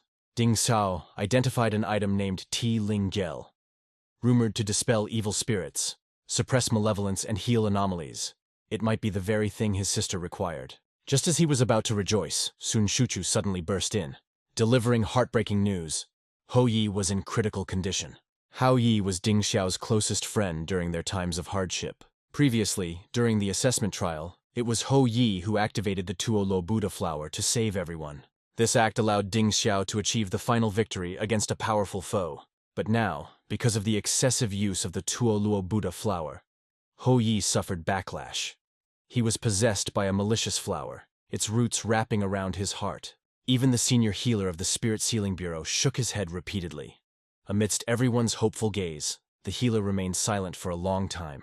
Finally, he let out a helpless sigh, advising them to prepare for the worst. Hearing this was like a bolt from the blue. In his anger, Ding Xiao ignored Miao Shun's comfort and apologies, and threw a powerful punch. While they all eventually made it out of the secret realm together, Ding Xiao hadn't forgotten that at the beginning some of them had betrayed and attacked him and Hou Yi. After all, Ding Xiao had been the one to single-handedly confront the enemy, but he had no chance to see what they did to Hou Yi while he was away. After his punch, the three of them didn't dare to retaliate, knowing they were in the wrong. They had indeed coveted treasures and committed misdeeds before, so Ding Xiao's suspicion was understandable. Sun Shuchu tried to explain the situation, but Ding Xiao refused to believe him. With another forceful blow, Sun Shuchu was knocked unconscious.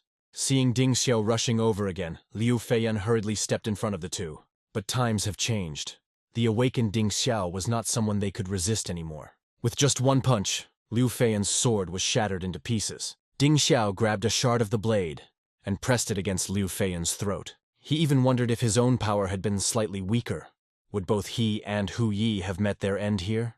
Just then, the weak voice of Hou Yi echoed. It seemed the intense fighting woke him from his unconscious state. Upon seeing the scene, Hou Yi quickly clarified the truth. Liu Feiyan, with a flushed face, whispered her thanks. Miao Shun immediately swore that no matter the difficulty, they would do everything to save Hou Yi. But Ding Xiao hadn't forgotten their previous treachery. He coldly warned that if Hou Yi survived, all would be forgiven. But if anything happened to him, they would pay with their lives. Afterwards, Ding Xiao even sought advice from Commander Ling Jiang, but he found no solution to the parasitic Tuo Buddha flower. Heartbroken, he returned home, only to find an unfamiliar woman beside his younger sister, Ding Ling, who seemed very happy and was urging Ding Xiao to guess her identity. Ding Xiao hesitated, but then recognized the familiar attire. To his surprise, after 8 years, his junior sister had grown into a stunning young woman. Of course, as he had playfully said when they parted, she had now completely surpassed him. Ding Xiao softly called out her name and they exchanged greetings. However, with everything on his mind, even this reunion couldn't lift his spirits. Seeing Ding Xiao's solemn and distracted demeanor, Bai Shi seemed to guess something. She gently coaxed Ding Ling to rest. Then, she revealed the method to neutralize the Tuo Buddha flower. Upon hearing this, Ding Xiao, who had been deeply dejected, suddenly perked up. Only a few people knew of this. Could it be that Commander Ling Jiang had spread the word? Bai Shi handed him a mystical turtle shell, explaining that although there was a cure, the required spiritual herb was extremely rare. Given Bai Shi's status, she could only help him find the heart of the ghost drawing. For the other spiritual object, the 8-phase earth spirit grass, he would have to search a distant and perilous land. The turtle shell would serve as a guide. Ding Xiao, for the first time in a while, showed a genuine smile and expressed his gratitude. But he understood that Bai Shi's visit had deeper reasons. Without hiding anything, Bai Shi revealed her purpose. She was investigating an incident from half a month ago involving human spider demons. Hearing this, Ding Xiao was taken aback. He thought the matter had been settled, but someone was still investigating it. Moreover, the one probing was his childhood friend Bai Shi.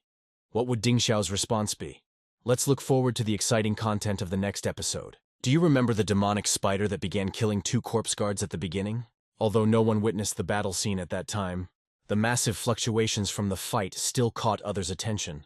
Surprisingly, the person behind this was Ding Xiao's childhood sweetheart and younger disciple, Bai Shi. However, the eerie dark aura inside him prevented him from sharing this joy with anyone, even with Bai Shi standing before him. Furthermore, he was unaware of the forces behind Bai Shi investigating this matter. So Ding Xiao once again resorted to his usual tactic, saying he was saved by a passing expert that night. Hearing this, Bai Shi furrowed her brows, pressing Ding Xiao for details about the stranger's appearance. Ding Xiao started sweating a bit. He didn't expect her to probe so deeply. Fortunately, he had an answer prepared and described a man dressed in a black and gold robe, with bone hairpins and facial tattoos. He even knelt down and drew a rough sketch of the man. In reality, Ding Xiao's description was based on a rumored organization called Tiandao. As expected, Bai Shi fell deep into thought upon hearing this. Unexpectedly, it was the mysterious Tiandao organization that disappeared 20 years ago. Why had they suddenly resurfaced?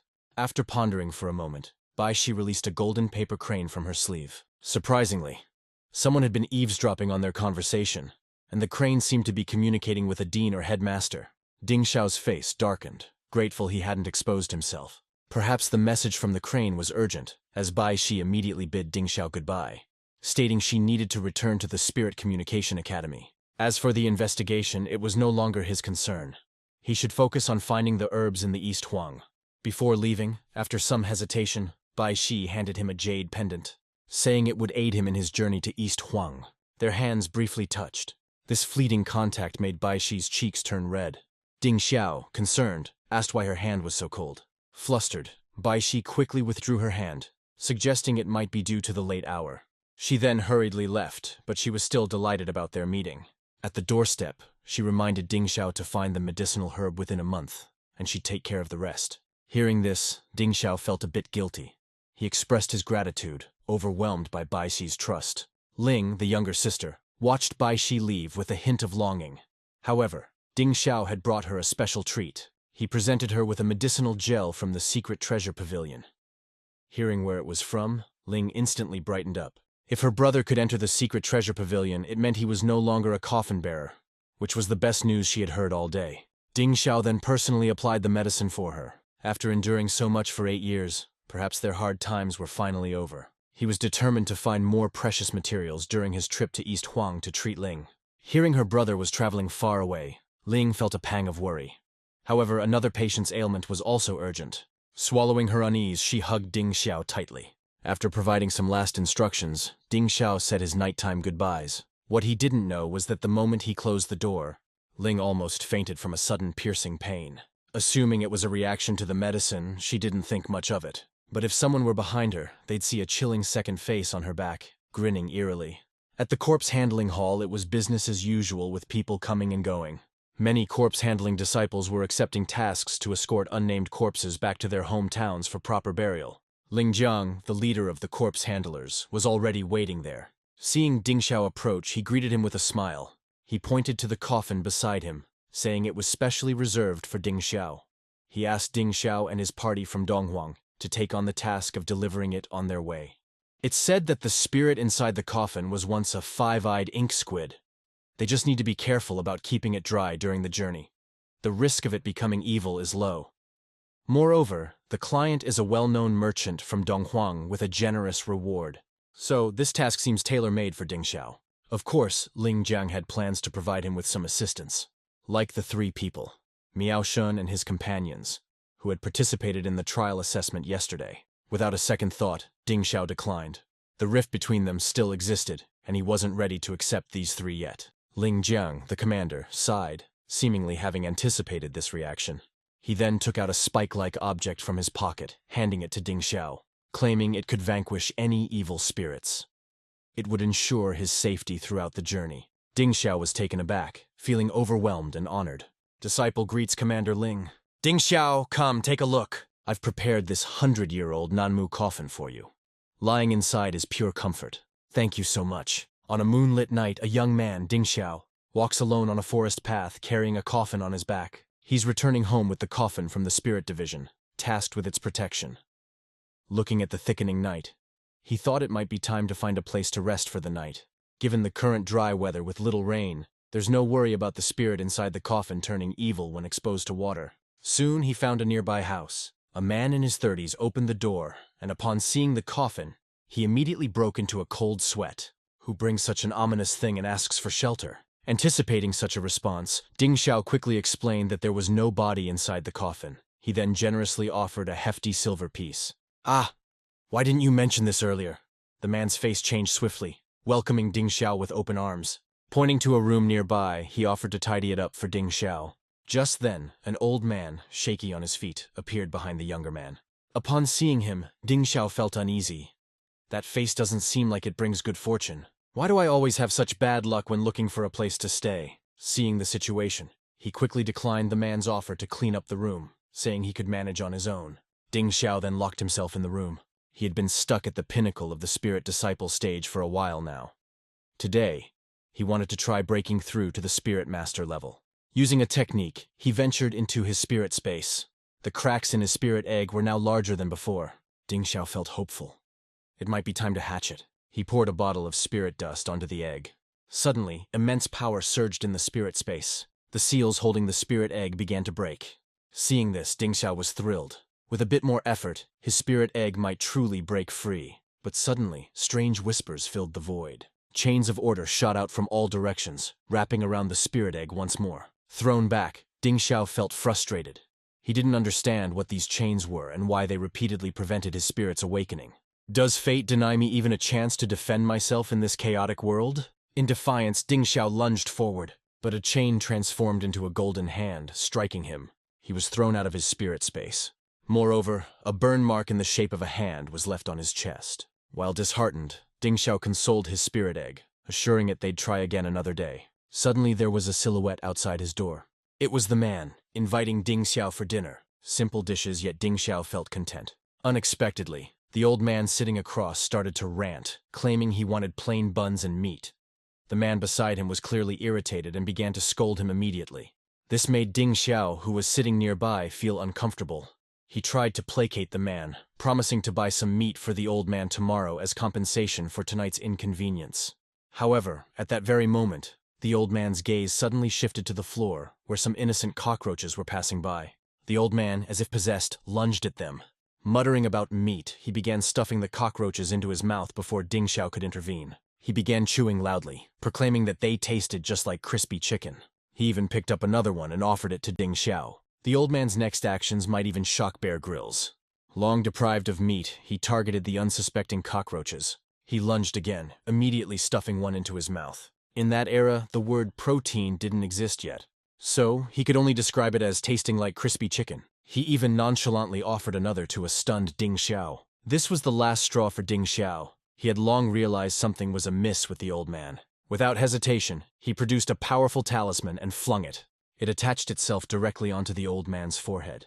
Instantly, the talisman emitted a blazing light, causing the old man to scream in agony. The old man's son, seeing this, tried to intervene out of sympathy, but Ding Xiao stopped him, urging him to watch closely.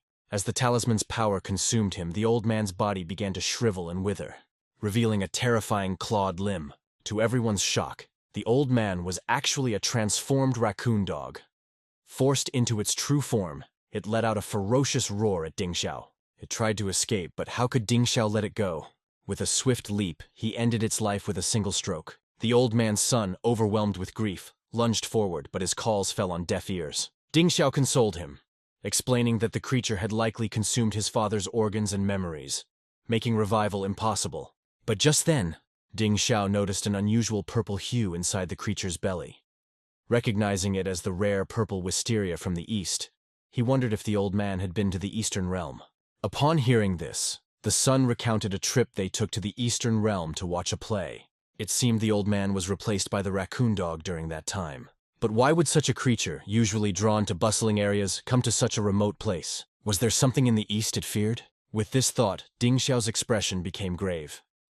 He placed some silver coins on the ground, deciding it's best to head to the Eastern Realm immediately. Traveling from the depth of night till dawn, Ding Xiao, who had been carrying a coffin, finally saw the first light of day, and the city of the Eastern Realm lay just ahead. As expected, the guards at the city gates stopped him. Only after Ding Xiao showed his mortuary official's badge was he begrudgingly allowed in. The guards were puzzled, not expecting another mortuary official in the city. However, as Ding Xiao entered the main street, he was stunned by the desolation. The street was eerily empty. Something was amiss. With no one to ask for directions, he had to rely on his mission briefing to find his way. Suddenly, a group of black-robed individuals approached. They seemed to be awaiting the arrival of something. Soon, several masked individuals emerged, muttering strange incantations as they walked. He faintly heard them thanking someone or something called First Chi Elder. Could they be members of a mysterious local cult? But then, a warning from his spiritual connection sounded in his mind, indicating the presence of strong malevolent energy. Ding Xiao was startled. Was it those masked figures? To his shock, the warning was about the entire city being saturated with this evil energy. Upon hearing, Ding Xiao immediately felt a chill enveloping him. What's even more terrifying was that suddenly, a hand touched the coffin on his back. In that instant, cold sweat drenched Ding Xiao. Fortunately, the person behind him spoke. Recognizing the voice, Ding Xiao finally sighed in relief. "It's just a false alarm. Oh, it's just my colleagues from the mortuary division. They always say that nothing scares a person more than another person." Ding Xiao just entered Donghuang City with a coffin on his back. The desolation and eerie customs he witnessed already made his spine tingle. What's more, he was warned about the pervasive malevolent aura in Donghuang, making him even more wary. But coincidentally, he felt something tap the coffin on his back a few times. The sudden shock made his heart leap to his throat. Thankfully, the thing behind him soon voiced out, allowing him to breathe again and turn to see. Unexpectedly, it was his senior brothers and sisters from the mortuary division. After some casual greetings, he learned that they were sent by Commander Ling to assist him. Of course, they were also on a mission here, so it was just a matter of convenience to meet up. Yang Shu asked him if he was curious about the peculiar group they had just seen, mumbling amongst themselves. They aren't local customs, but members of a nefarious cult. Those wearing animal masks call themselves Root Casket, brainwashing commoners to worship a figure named Lord Shanqi. Upon hearing this, Ding Xiao was puzzled as to why the authorities haven't eliminated such an evil force. However, with the recent troubles in Donghuang, the officials had their hands full. These cultists, being weak and without any significant power, weren't deemed a major threat. After all, no one else but Ding Xiao had spiritual powers in a state of wasted potential. Now informed, the mission was of paramount importance. Yang Shu led Ding Xiao on a detour. Unbeknownst to them, after they left, the man with the rooster's comb mask turned to watch their retreating figures, murmuring the name Lord Xianqi, as if anticipating fresh prey. Before long, they arrived at a lavish mansion. The ailing old man was the father of the deceased in the coffin. Out of deep love and longing, he wished to see his son's face one last time. With his senior brothers present, Ding Xiao did not object. After giving some instructions, the coffin was opened. Sadly, the old man named Li Zhen had been fortunate in his old age to have a son, but fate was cruel. He wept uncontrollably by the coffin side, evoking deep sympathy. Seeing his son's face, Li Zhen hoped for a prompt burial. However, due to bad omens and the unresolved dark aura of Donghuang, burying him now might bring more misfortune. Hearing this, Li Zhen had no choice but to wait for a more auspicious time. Subsequently, he arranged accommodations for them. In the afternoon, a few spiritualists visited Li's backyard. They danced ceremoniously around the coffin, invoking spirits. Though exasperated, Ding Xiao and others stood by, vigilant of any unforeseen circumstances. Taking advantage of the lull, Ding Xiao inquired about the 8-phase terrestrial herb. To his surprise, the topic seemed familiar. However, while Yang Shu knew of the herb, pinpointing its location was tricky. The disturbances in Donghuang had affected the spiritual energy, making it harder to discern. Yang Shu took a seat and began explaining the situation. In summary, strange occurrences began about half a month ago. From petty thefts to mysterious disappearances, the matters escalated quickly, drawing the attention of the Spirit Control Bureau. So they sent the trio to investigate, but after 2 weeks, not a single clue was found. Ding Xiao frowned, wondering what kind of malevolent force could baffle even a 7th-grade spiritualist. The once prosperous Donghuang was now overshadowed by dark forces. Initially, only inanimate objects were stolen, but it escalated to livestock and eventually the town's inhabitants. As fear gripped the heart of Donghuang, amidst a palpable sense of fear, the Spirit Controlling Bureau dispatched Yang Shu and his 2 companions to investigate this place. Yet, their search dragged on for half a month, not yielding a single clue. To make matters worse, the dark energy enveloping the entire eastern Glare City grew even denser, now to a point where it obscured the heavens and earth. Due to this interference, even Yang Shu, who knew of the 8-phase Earth Spirit Grass, could no longer sense its location. Regretfully, Yang Shu informed Ding Xiao that for now, they would have to grope their way through the search. But just then, a chilling scream suddenly echoed nearby. Ding Xiao and Yang Shu turned in shock to discover that two rogue priests, once engrossed in their rituals, were now being strangled by a malevolent spirit. This malevolent spirit was none other than the entity that had been inside the coffin Ding Xiao was carrying. Seeing this, the three members of the Spirit Controlling Bureau, already on guard, rushed into action. Yang Shu, gripping his soul-calming bell, began muttering incantations. Together, the trio swiftly set up a formation called the Four Corners Spirit Lock. In a moment, the malevolent spirit was firmly bound.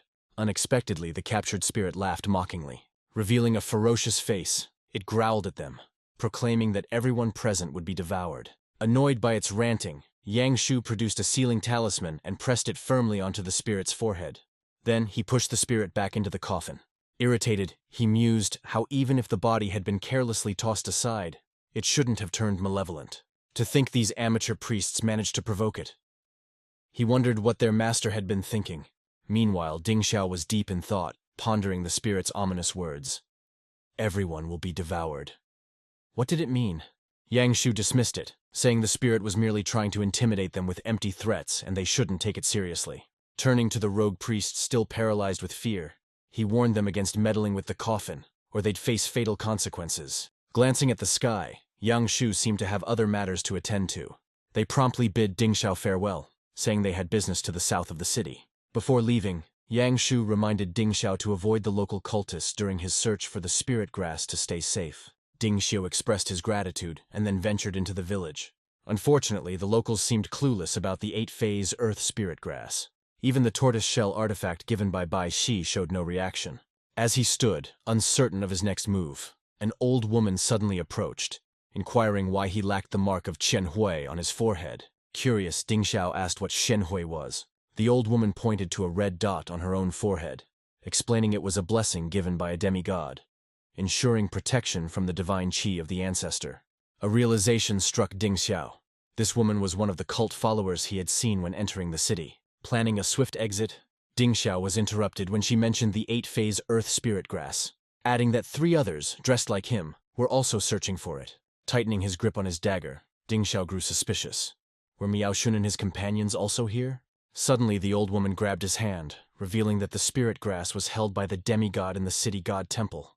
Ding Xiao jerked his hand free. To his surprise, she simply turned away, now knocking on another house's door. Ding Xiao was left torn.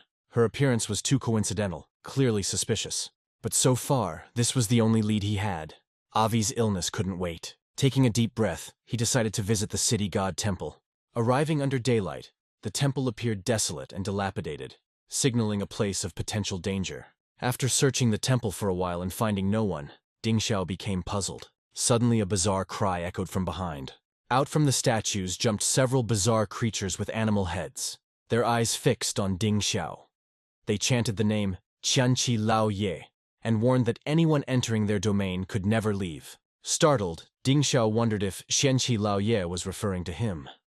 Could it not be a title of reverence, but rather a name for prey? Without hesitation, he swiftly unleashed 3 sealing talismans. But to his shock, the usually potent talismans fizzled out just inches from his hand. The creatures chuckled, ridiculing his feeble attempt. Realization dawned on Ding Xiao. Weren't these supposed to be lifeless entities? How could they possess such dark arts? Noticing his unease, the creatures approached with sinister grins. Seeing the anxious look on Ding Xiao's face, the 3 bizarre figures approached with eerie smiles. They claimed they had no intention to harm Ding Xiao. They merely wanted to extract something from him. Ding Xiao didn't trust their deceitful words, but still cautiously asked what they wanted. Unexpectedly, the chicken-headed creature suddenly lunged forward, declaring they aimed to take his life. Chills ran down Ding Xiao's spine as he cursed them silently, invoking their ancestors. It was as if he knew he was walking into a tiger's den but went in anyway. The whereabouts of the 8 elemental grass remained elusive, and this old woman with her endless mumblings didn't seem trustworthy. Yet his dear friend Hou Yi was in grave danger and urgently needed the spiritual grass. With no choice, he bravely ventured into the dilapidated temple. Little did he know, upon entering, he'd face 3 masked creatures. Without any warning, they began their assault. To his horror, the talismans that never failed Ding Xiao before were now ineffective, as they menacingly closed in on him. Ding Xiao had no choice but to use a talisman on himself. With a swift move, he managed to create some distance between him and his assailants. However, the more he tried to flee, the more exhilarated they became, testing his limits. Drawing his short blade, Ding Xiao struck, shattering one of the creature's heads as if it were made of stone. Yet the remaining two, unfazed, continued their relentless pursuit. Crazy fools! He dodged and weaved through their attacks. The bull-headed creature, whose face was almost unrecognizable, mocked Ding Xiao's frantic escape. Enraged, he unleashed his four-cornered spirit lock, binding the creature. But, to his surprise, the creature seemed even more excited and roared with laughter at Ding Xiao's fury. In a fit of anger, he delivered a powerful punch, and the bull-headed creature's face shattered just like its comrades. Suddenly, Ding Xiao felt something was amiss. Why was the power within him so wild, almost uncontrollable? Before he could contemplate further, the chicken-headed creature underwent a transformation. Growing a second head, its mocking doubled in intensity. Blinded by rage, Ding Xiao, consumed with fiery power, lunged and obliterated both heads with a single punch. Yet, instead of satisfaction, he felt his anger continuing to surge uncontrollably. The headless creature's body eerily began to laugh, revealing to Ding Xiao that from the moment he entered the temple, he was ensnared by their trap. His confusion grew as the disembodied voice taunted him, pushing him to the edge. This cruel mockery caused his power to erupt uncontrollably, and the voice seemed pleased, stating, "You've exposed yourself. We are one and the same." The word exposed was Ding Xiao's greatest fear. Suddenly, a familiar voice called out to him. Awakening from his trance, Ding Xiao found himself still in the temple, surrounded by his friends who had somehow located him. They asked if he was all right, making him wonder if everything was just an illusion. The experience left him deeply shaken. Suddenly, a wave of nausea overcame him, and he vomited two blood-red objects. Stunned, he tried to make sense of the recent events. Liu Feiyan, with a concerned look, revealed that they had been searching for clues about the spiritual grass in Donghuang City. They happened upon the masked creatures heading to this temple and followed. Upon arrival, they found these creatures casting a strange spell on Ding Xiao, and noticing his odd state, they drove the creatures away, thus breaking the trance. Suddenly he felt an inexplicable sense of nausea. After a bout of vomiting, he shockingly threw up two bright red objects. He was taken aback, unsure of what had just transpired. Liu Feiyan looked deeply concerned. She recounted that they had been in Donghuang City looking for clues about the Ling Cow, but stumbled upon a group of masked, mysterious individuals heading this way. They followed, and upon arrival, found a group chanting strange spells around Ding Xiao. They intervened, chasing them off and rousing Ding Xiao. Looking at the two red, foul-smelling objects on the ground, Sun Shuchu asked Ding Xiao if he felt all right. Suppressing his discomfort, Ding Xiao assured them he was fine. He then turned his gaze to the strange men standing by the door. It was these three culprits who had trapped him in the illusion. Yet they had the audacity to stand there, seemingly oblivious to their impending doom. Furious, Ding Xiao confronted them, demanding to know why they cast an illusion on him. To his surprise, they nonchalantly claimed they were merely trying to help him find the Baxiang Earth Spirit grass. At the mention of this, Ding Xiao was momentarily taken aback but immediately felt something was amiss. Grabbing one by the collar, he threatened to send them to the underworld if they misspoke. However, the man remained unfazed, attributing their actions to the orders of Mr. Shankilao. Shankilao? Wasn't that how these guys addressed themselves earlier? Could there be more than one of him? The mysterious man then suggested they head to the abandoned Zhao family mansion in the east to understand everything. Could the Ling Cow be located there? But the man denied this, simply stating that the mansion held clues. Enraged, Ding Xiao tightened his grip around the man's neck, challenging their audacity to manipulate him. Yet the man, still so enigmatic, claimed all of this was conveyed by Mr. Shankilao. Fed up with the incessant mentions of Shankilao, Ding Xiao's patience wore thin. He was on the verge of finishing them off. Miao Shun intervened, urging Ding Xiao not to let their words cloud his judgment. They could search for the Ling Chao together. Taking a moment, Ding Xiao released his grip, struggling to process everything. Why had he suddenly become so irritable? Was it because of these strange men, and their claim that he had been exposed?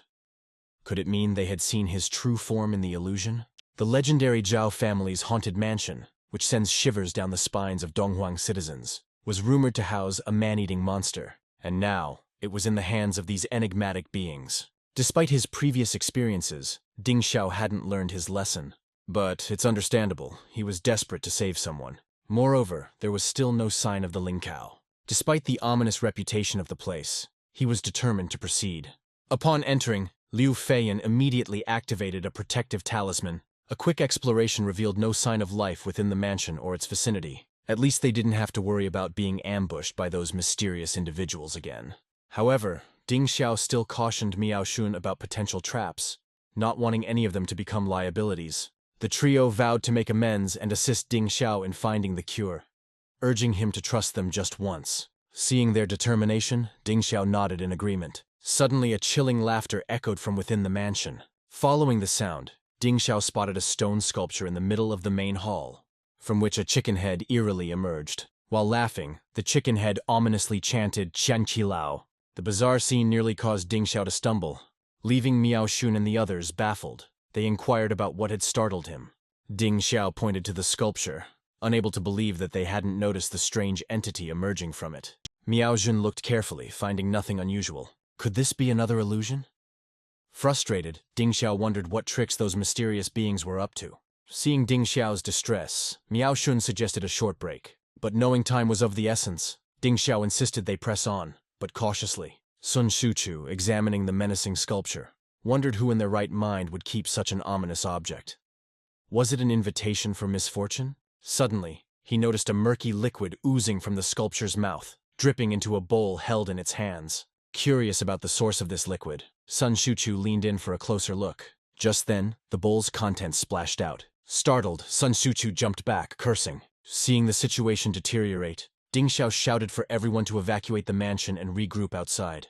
Sun Shuchu's face turned pale with shock as he scrambled to dodge. Seeing the danger, Ding Xiao shouted for everyone to retreat from the deserted mansion first, and then make plans. But suddenly, the splattered mud surged towards them aggressively. With no escape, they ran for their lives. However, the once wide-open door slammed shut with a loud bang. Miaojin gasped, "Are we trapped?" Turning around, they saw what was once a small puddle of mud transform into a monstrous creature with gaping maws. More horrifyingly, human arms reached out from the creature's mouth. A hand swiftly shot out, grabbing Ding Xiao and pulling him violently. Seeing no way out, Miao Shun drew his sword and slashed at the creature.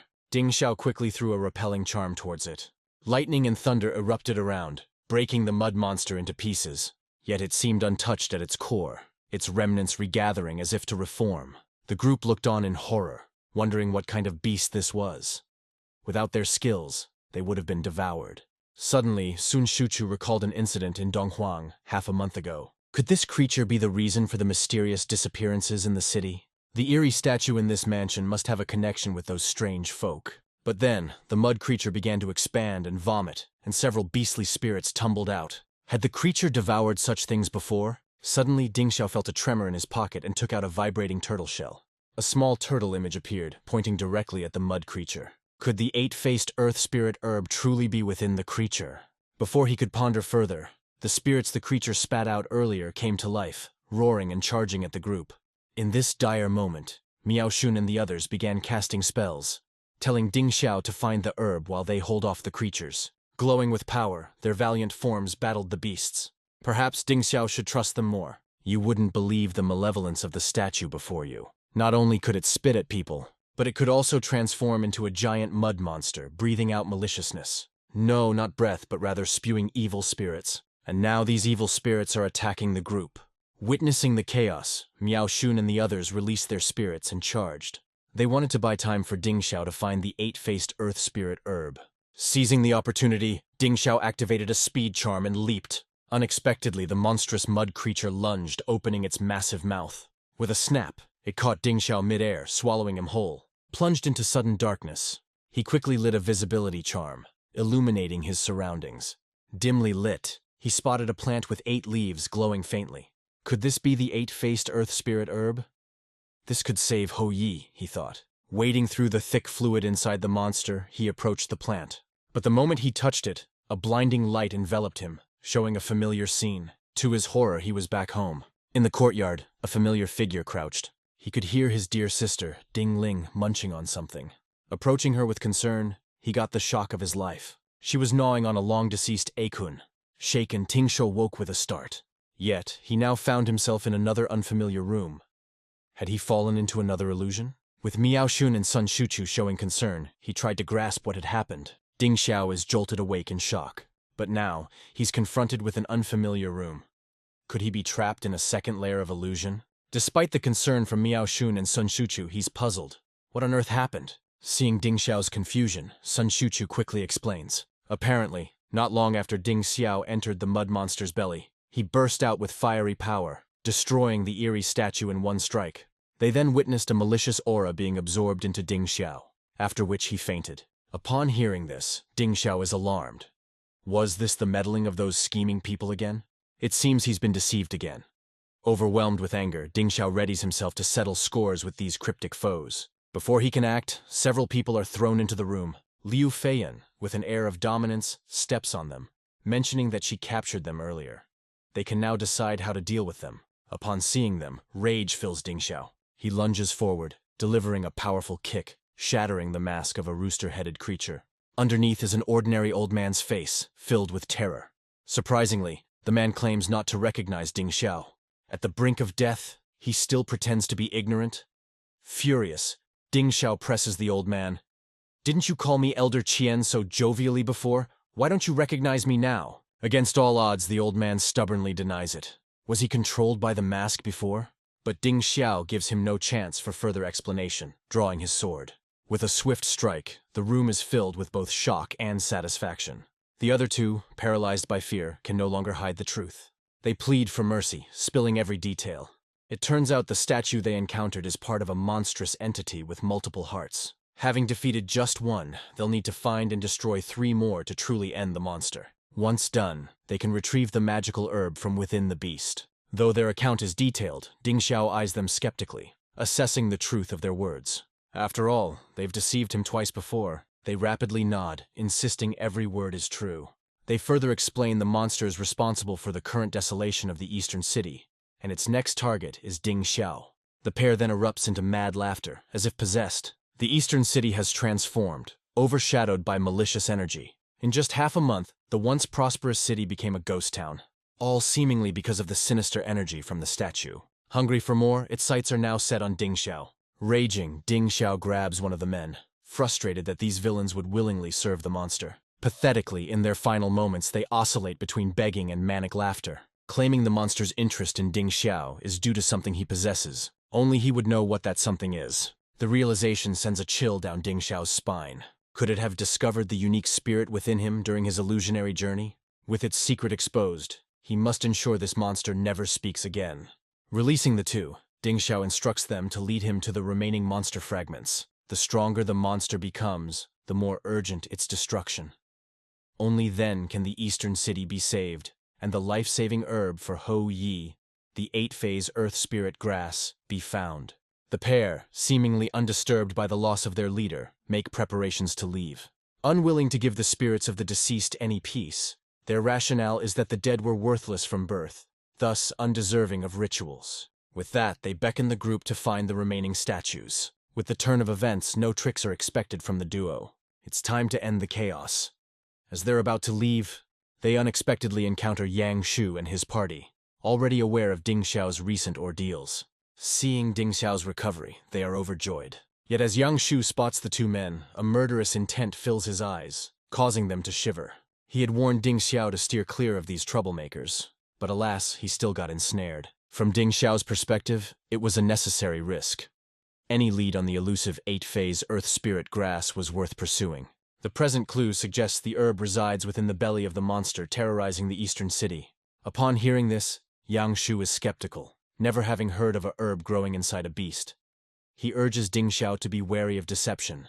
Annoyed, one of the men interjects, asserting the 8 hearts of the monster align perfectly with the characteristics of the 8-phase earth spirit grass. Upon hearing these words, the peculiar individual grew irritated. Pushing away his initial fear, he asserted that the monster had 8 hearts and 8 mouths, perfectly matching the sacred 8-faced grass. Yang Shu was puzzled by this and maintained his skepticism. However, Ding Xiao felt it was worth investigating. After all, they had previously dealt with one of the monster's mouths. Perhaps there was truth to this claim. Seeing their determination, Yang Shu held back from further questioning. With Miao Shun and 2 others in Ding Xiao's team, there shouldn't be any significant danger. Having his own pressing matters, Yang Shu could only warn Ding Xiao to be cautious and told him to seek help at the Li residence if needed. Thus, after bidding everyone farewell, They followed the peculiar man to a desolate area on the outskirts of the city, where they found 2 more statues. Knowing how to destroy them, they acted swiftly, cutting through confusion, directly targeting the weak points of the statues, without hesitation. Now, the eerie statue in front of them, oozing mud, represents the monster's last mouth. The peculiar man felt something was off about this statue but couldn't pinpoint the issue. Regardless, cut first, ask questions later. Sun Suchu charged forward, slashing it with his sword. The creature fell before it could struggle, but to their astonishment, the broken statue contained only half a heart. Where was the other half? Suddenly, the same man who sensed something amiss earlier pointed to the mud on the ground with a gleeful expression. The mud slowly formed a large character. Lee. Could the other half of the heart be in the Lee mansion? That's bad. Brother Yang Shu is still in the Lee mansion. We can't worry about traps now. They hurriedly rushed back to the city of Donghuang. The city now loomed under dark clouds, and an ominous aura filled the air. The city walls seemed to vomit mounds of mud. Seeing this, they tried to use talismans to create an opening, but were immediately repelled. Liu Feiyun recognized this as the evil Zen imprisonment formation. It drew strength from negative energies, and with the entire city awash with this malicious aura, the formation was incredibly potent. Ding Xiao, with a solemn face, decided to act quickly. A surge of red energy flowed from him as he pressed his hand onto the mud. Suddenly, the dark energy started to flow rapidly into Ding Xiao's body. Sun Shuchu was stunned by this display. Miao Shun hinted at Ding Xiao's unique abilities, recalling a past event where Ding Xiao utilized this mysterious power to rescue and secure a victory. Upon hearing this, Liu Feiyun gasped, knowing the implications of this peculiar energy to outsiders. If the Spirit Control Division discovered this, it would mean trouble. She decided to keep it a secret and protect Ding Xiao's identity. At this moment, the overwhelming dark energy reached its peak. With a powerful shout from Ding Xiao, a massive force broke open the once impregnable city walls. Now, inside the city, they were about to uncover whether the calamity in Donghuang was natural or man-made. Unexpectedly, the creature responsible for consuming the residents of Donghuang was found within the Grand Li Mansion at the city center. The massive dark energy it exuded even had the power to resurrect the dead sealed in coffins. Terrifyingly, this resurrected creature's strength grew exponentially, making it a tremendous challenge even for Yang Shu, a 7th-tier protector, and his team to seal. Fortunately, Ding Xiao and his team arrived just in time. Yang Shu, upon seeing them, urgently beckoned for assistance against the formidable evil spirit. Without delay, Ding Xiao's team released several talismans. Instantly, the previously unstable 4-sided spirit-locking formation shone brightly. The sealing chains grew visibly thicker, quickly binding the evil spirit, who, seeing this, ceased its resistance, laughing maniacally, repeating its previous threats. Ignoring the spirit's taunts, Yang Shu requested them to hold the line as he prepared for a crucial act. In his hands, he held a short sword and a bronze bell. With a swift motion, he cut his finger, dropping his blood onto the bronze bell, energizing it. With a resonating hum, the bell vibrated, releasing a soul-shaking pressure. The undead beast roars in pain, but remains immobilized and helpless on the spot. Seeing that the situation is under control, Ding Xiao sighs with relief and begins to recount his previous ordeal to Yang Shu. He mentions that the monster still has half its heart hidden in the Li Mansion. Yang Shu is incredulous, reminding that they had already placed talismans on the coffin, and no one else had tampered with it. It can't be possible that the half-heart was already concealed in the coffin when it was delivered. Could it?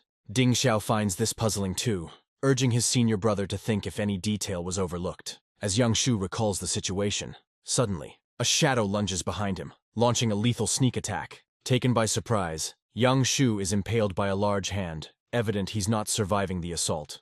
With Yang Shu gone, the previously sealed undead beast violently rises, grabbing the throats of Fang Hai and Lan Zhou. Unexpectedly, the attacker is the head of the Li family, Li Zhen, who now laughs maniacally, threatening them with the same fate as his undead son. Distraught, Ding Xiao lunges forward while Miao Shun and the others pick their targets, preparing to confront the undead beast.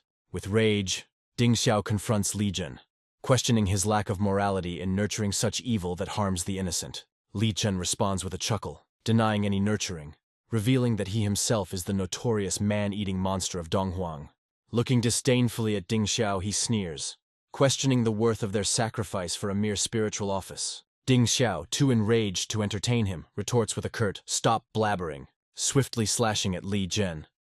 Given their proximity, Li Zhen can't dodge. A massive gash appears on his abdomen, revealing its contents, a whirl of sand and mud. Unfazed, Li Zhen seems confident, believing such wounds to be minor, and that Ding Xiao's companions stand no chance against his son.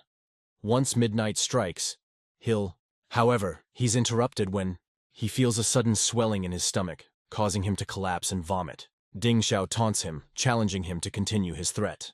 Li Zhen remains silent, his disbelief evident as he witnesses his son effortlessly defeated by Miao Xun's trio, a powerful talisman nail embedded in its chest. Miao Xun cheers, praising the effectiveness of the artifact. This artifact, the cinnabar nail, was previously loaned to Ding Xiao by Ling. Anticipating possible dangers at the Li mansion, Ding Xiao had passed it on to Miao Xun for safekeeping. Now with its power, they've managed to turn the tables. Ding Xiao, sword in hand, points at Li Zhen, taunting his underestimation of their capabilities. Defeated and humiliated, Li Zhen laments that his meticulous plans were foiled by mere youngsters. Tired of Li Zhen's prattling, Ding Xiao raises his sword, ready to strike. But suddenly Li Zhen's body explodes, releasing a massive pillar of mud. Everyone is taken aback, unsure of what's happening. The mud swirls and ripples, transforming into a massive, horrifying mud creature. It speaks, declaring the entire underworld of Donghuang as its domain. Had its external heart remained, it would have consumed them. Now, it plans to make them its new heart. Without wasting a moment, it roars and charges at Ding Xiao and the others. Monster sound. Unbelievable. An immense creature lurks beneath the entire city. Until now, no one had seen its true form. Yet, within a mere half-month, it consumed every citizen of Donghuang City. Now, as its external heart is destroyed by Ding Xiao and his group, the monster reveals its true form in fury. Consisting of swirling sands and mud with a gaping mouth, it eyes the group that thwarted its plans, ready to absorb and assimilate them. But Ding Xiao and his allies from the spiritual office are no pushovers. Today they're determined to put an end to this monstrosity. Aware that verbosity often becomes a villain's downfall, the creature lunges without further ado. Liu Feiyan, ever decisive, immediately deploys 5 symbol talismans. In a flash, chains representing 5 elements shoot out, binding the monster tightly. Seeing their chance, Ding Xiao and the others unleash their powers, charging forth. Seizing the opportunity, Ding Xiao and his companions unleashed their powers and charged forward. Taking advantage of the monster being restrained, Ding Xiao leapt high, plunging his blood-red tail into the monster, immediately drawing its surging evil energy into himself. In pain, the monster howled and flailed, smashing both Miao Xun and Sun Shuchu to the ground. Seeing this, Ding Xiao cried out in worry. Unexpectedly, a hunched human-like form burst out from the monster's body. It shrieked, "I'll devour you!" and its mouth ripped open, revealing 4 terrifying tongues. Ding Xiao had no time to dodge. He was swallowed whole, leaving Miao Xun and the others horrified. With Ding Xiao, their strongest ally, now consumed, their situation seemed grim. However, Ding Xiao looked up to find himself mysteriously in his spiritual palace. The environment was unfamiliar, filled with thick black fog, and the spiritual embryo, which was always present, was missing. Is this an illusion? He wondered. Suddenly, a terrifying voice echoed from behind. "That egg has been devoured by me." Ding Xiao was startled. How could my spiritual embryo be eaten? Who is this intruder in my spiritual realm? He turned around, but only saw an eerie black mist with no sign of any figure. Suddenly, the black fog began to wrap around Ding Xiao's legs like tentacles. It then formed a blood-red figure identical to Ding Xiao in front of him. The figure let out a chilling laugh, proclaiming, "I am Ding Xiao!" and lunged at him. After a momentary silence, a hand emerged from the monster that had swallowed Ding Xiao. Then, the colossal creature exploded, and once the dust settled, a figure with blood-red eyes and a huge tail stood in the center. Ding Xiao, who had escaped the predicament. An old man, previously known as the head of the Li family, Li Zhen, tumbled out from the remnants of the monster. With disbelief etched on his face, he wondered, how could this insignificant being escape my grasp? And how does such a strong, malevolent energy exist within a living person? Ding Xiao, seemingly ignoring Li Shen's presence, approached him with a menacing demeanor, declaring, "Now, it's my turn." Before Li Zhen could react, he felt a painful swelling in his chest. The sensation of his bones crushing made him roar in agony, accompanied by the sounds of snapping bones. Li Zhen's body shattered into pieces, while Ding Xiao stood laughing maniacally. Sun Zuchu watched in shock, thinking, I never realized Ding Xiao's spirit was this ferocious. But before he could ponder further, A glowing spiritual herb emerged from the remnants of Li Zhen. Is this the legendary 8-phase Earth Spirit herb? He wondered. Miao Shun excitedly approached, saying, "With this, Ho Yi can be saved." However, before he could get close, a flash of red light appeared before his eyes. In an instant, Ding Xiao was choking him, leaving Miao Shun's companions in shock, unable to fathom why Ding Xiao would attack one of their own. Yet seeing Ding Xiao's bloodshot eyes and erratic behavior, they realized something was amiss. Sun Suchu and Liu Feiyan rushed forward, trying to separate the two. But midway, a blood-red tail fiercely knocked them back. Its power was overwhelming. If this continued, Miao Shun would surely perish. In this dire moment, Miao Shun noticed a jade pendant hanging from Ding Xiao's chest, and, in desperation, grabbed and pulled it off. The moment the pendant left Ding Xiao's possession, his violent expression froze. A blinding light erupted from where he stood. After a while, a disoriented Ding Xiao looked around, asking, "What just happened?" Surveying the chaos, he felt a pang of regret. If we had discovered Li Zhen's plot earlier, it wouldn't have come to this, he thought. On a brighter note, Yang, who had been critically injured in a previous ambush, still showed signs of life, likely having narrowly avoided a fatal blow. If they had discovered Master Li's conspiracy earlier, perhaps the present situation could have been avoided. However, there's still good news. Yang, who was earlier ambushed by Li Zhen, is still showing signs of life. It seems he managed to narrowly avoid a fatal blow during that crucial moment. But it was different for both Master Fang Hai and Sister Lanzhou. They were not so fortunate. Their necks were snapped by the malevolent force. Reminded of this, Ding Xiao deeply apologizes to Miao Shun, almost causing an irreparable disaster due to his momentary loss of control. Miao Shun quickly consoles him, understanding that Ding Xiao wasn't acting of his own volition. Still, Miao Shun advises in a whisper. It's best to refrain from using such uncontrollable power in the future. However, at that moment, an unfamiliar voice emerged. They saw the spirit of an old man hovering above a corpse. It turned out to be Li Zhen. Freed from the malevolent force's grasp, he expresses sincere gratitude. From him, they learn the truth behind the changes in Donghuang. A few months ago, Li Zhen had contracted a grave illness, incurable by medicine. He was then approached by masked strangers. They lured him with the promise of immortality, converting him into a Lingsha. Desperate for life, Li Zhen made the grave mistake of accepting their offer. As a Lingsha, he was free from pain and aging. However, he developed an insatiable hunger, devouring everything from the livestock of Donghuang to its villagers.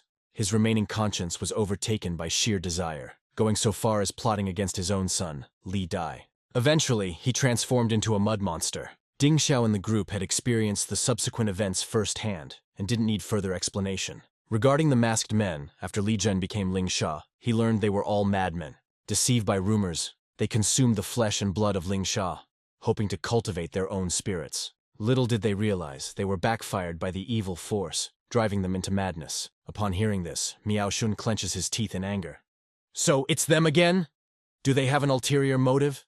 Li Zhen pointed at Ding Xiao, suggesting that the masked men's objectives were tied to him. Elsewhere, outside the city, several of those masked figures were consuming raw, bloody flesh. The memory of Ding Xiao's fight with the mud monster was still fresh in their minds. They had hoped he'd lose control, making him easy prey, but to their surprise he regained his senses. Unwilling to give up, they believed that if they tried several times, success would eventually come. As they plotted how to devour Ding Xiao's flesh once they captured him, their target unexpectedly arrived. With a cold gaze full of murderous intent, Ding Xiao stared them down. The four masked figures stood up in horror, preparing for a fight. But Ding Xiao's skills were superior. Quickly capturing one of them, he sliced the flesh in the figure's hand, revealing a terrifying worm, which he also cut in half. The figures screamed in despair, "Our precious worm is gone!" Their leader in anguish ordered a full-on attack on Ding Xiao. But Ding Xiao wasn't concerned. With the worm dead, their primary tool for wreaking havoc was gone. To him, these figures, none of whom had awakened their spirits, posed no real threat. Regardless, the figures attacked, seemingly in a state of madness. With a stern expression, Ding Xiao decided it was time to eradicate this menace. With a swift move of his sword, the figures fell, lifeless. With matters in Donghuang settled, it seemed time to return home. However, a sinister laughter echoed from within the deserted mansion shortly after he left. A few days later, the group gathered at the medical center upon their return. Following Bai Xi's instructions, the doctor applied a special herb to Ho Yi. They believed he would recover in 3 days. Hearing this, the group rejoiced. Their perilous journey to Donghuang wasn't in vain.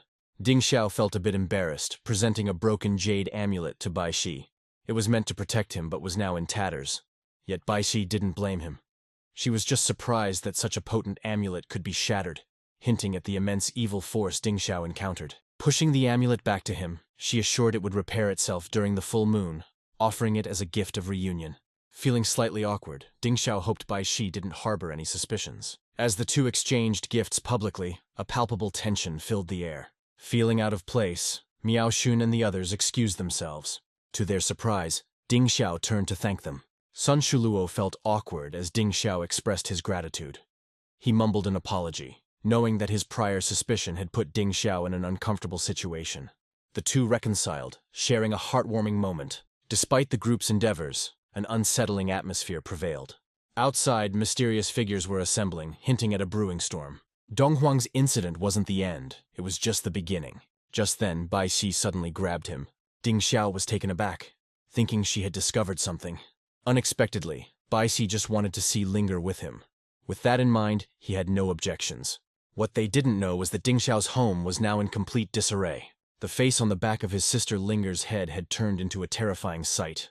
To the side, there lay a dead poultry, lifeless for some time. Could the scenes Ding Xiao saw in the illusion during his trip to Donghuang be real? One could only wonder how Ding Xiao and Bai Shi would react upon seeing this scene. This was a perilous moment because Ding Xiao's dearly loved sister Linger had awoken and killed the last living creature in the yard. Returning from afar, Ding Xiao was now bringing a young mistress who was investigating the spirit curse with him. If discovered, the situation might escalate uncontrollably. On one side was his beloved sister Linger. On the other, his childhood friend Bai Shi. A monumental decision lay before the trio. It was now dusk, and the once tranquil and elegant courtyard had become completely devastated and chaotic. Upon seeing this, Ding Xiao rushed into the house in alarm. The state of the yard was one thing, but any harm to Linger was utterly unacceptable. Rushing inside, he heaved a sigh of relief. Thankfully, Linger appeared unharmed. Hearing her brother's voice, Linger could no longer hold back her emotions, speaking words full of longing and grievance. Ding Xiao, heart aching, embraced her tightly, trying to console her. He needed to know what had transpired. Regrettably, even Linger was unaware, for the events took place while she was asleep. Upon hearing this, Ding Xiao's expression became serious. Looking around, he saw that the room was messy but showed no signs of a break-in. It wasn't the work of thieves. Could the entity at the back of Linger's head have acted out? At that moment, Bai Shi cried out in alarm. Her magical tool detected a strong spirit curse aura in the room. Ding Xiao knew the truth, but, to protect his sister's secret, chose to hide it. He suggested it might have been the work of a beast that often plagued the villagers. For now, all that mattered was Linger's safety. Bai Shi gave the siblings a knowing glance. She suspected there was more to the story than Ding Xiao was letting on. However, seeing his reluctance, she chose not to press further. Bai Shi then handed over a bottle of spiritual elixir, saying it might help Linger. Gratefully accepting the elixir, Ding Xiao knew he owed Bai Shi another significant favor. Given the situation, Bai Shi decided it best to depart, leaving the siblings some space. Witnessing all of this, Ding Xiao felt torn. With Bai Shi's unwavering trust, he had deceived her time and again. Perhaps it was time to confess. His recent journey to Donghuang had granted Ding Xiao another opportunity to access the secret treasure pavilion.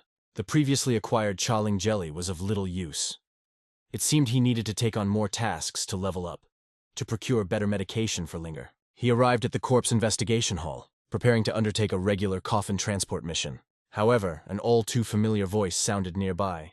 To his surprise, it was Hou Yi. It seems the previously found 8-phase earth spirit grass had miraculous effects, allowing him to wake up so soon. The moment Hou Yi could get out of bed, he rushed here, hoping to team up with Ding Xiao for the coffin transport.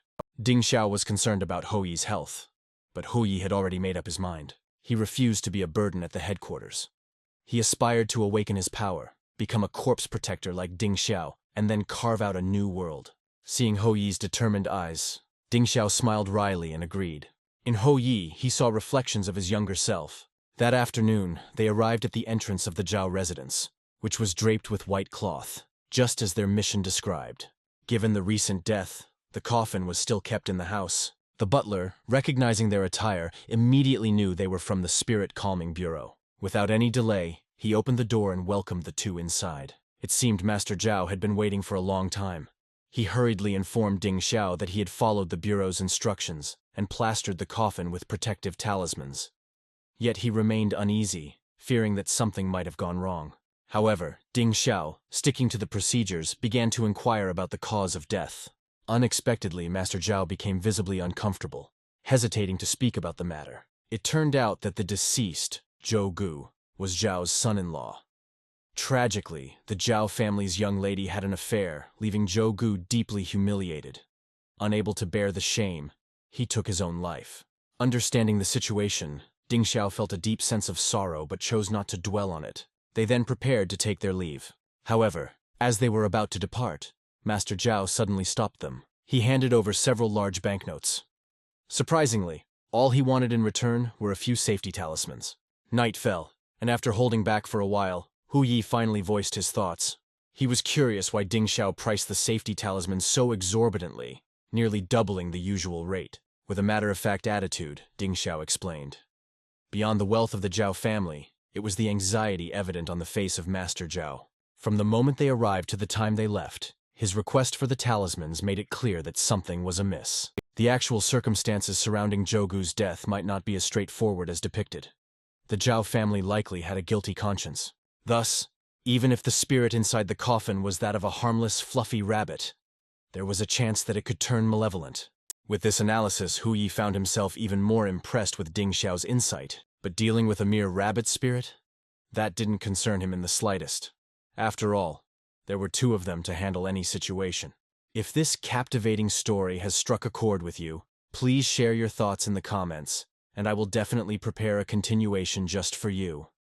Your opinion means a lot to me, and I am eagerly looking forward to sharing the next chapter of this thrilling adventure with you. Thank you for watching, and see you soon on the channel.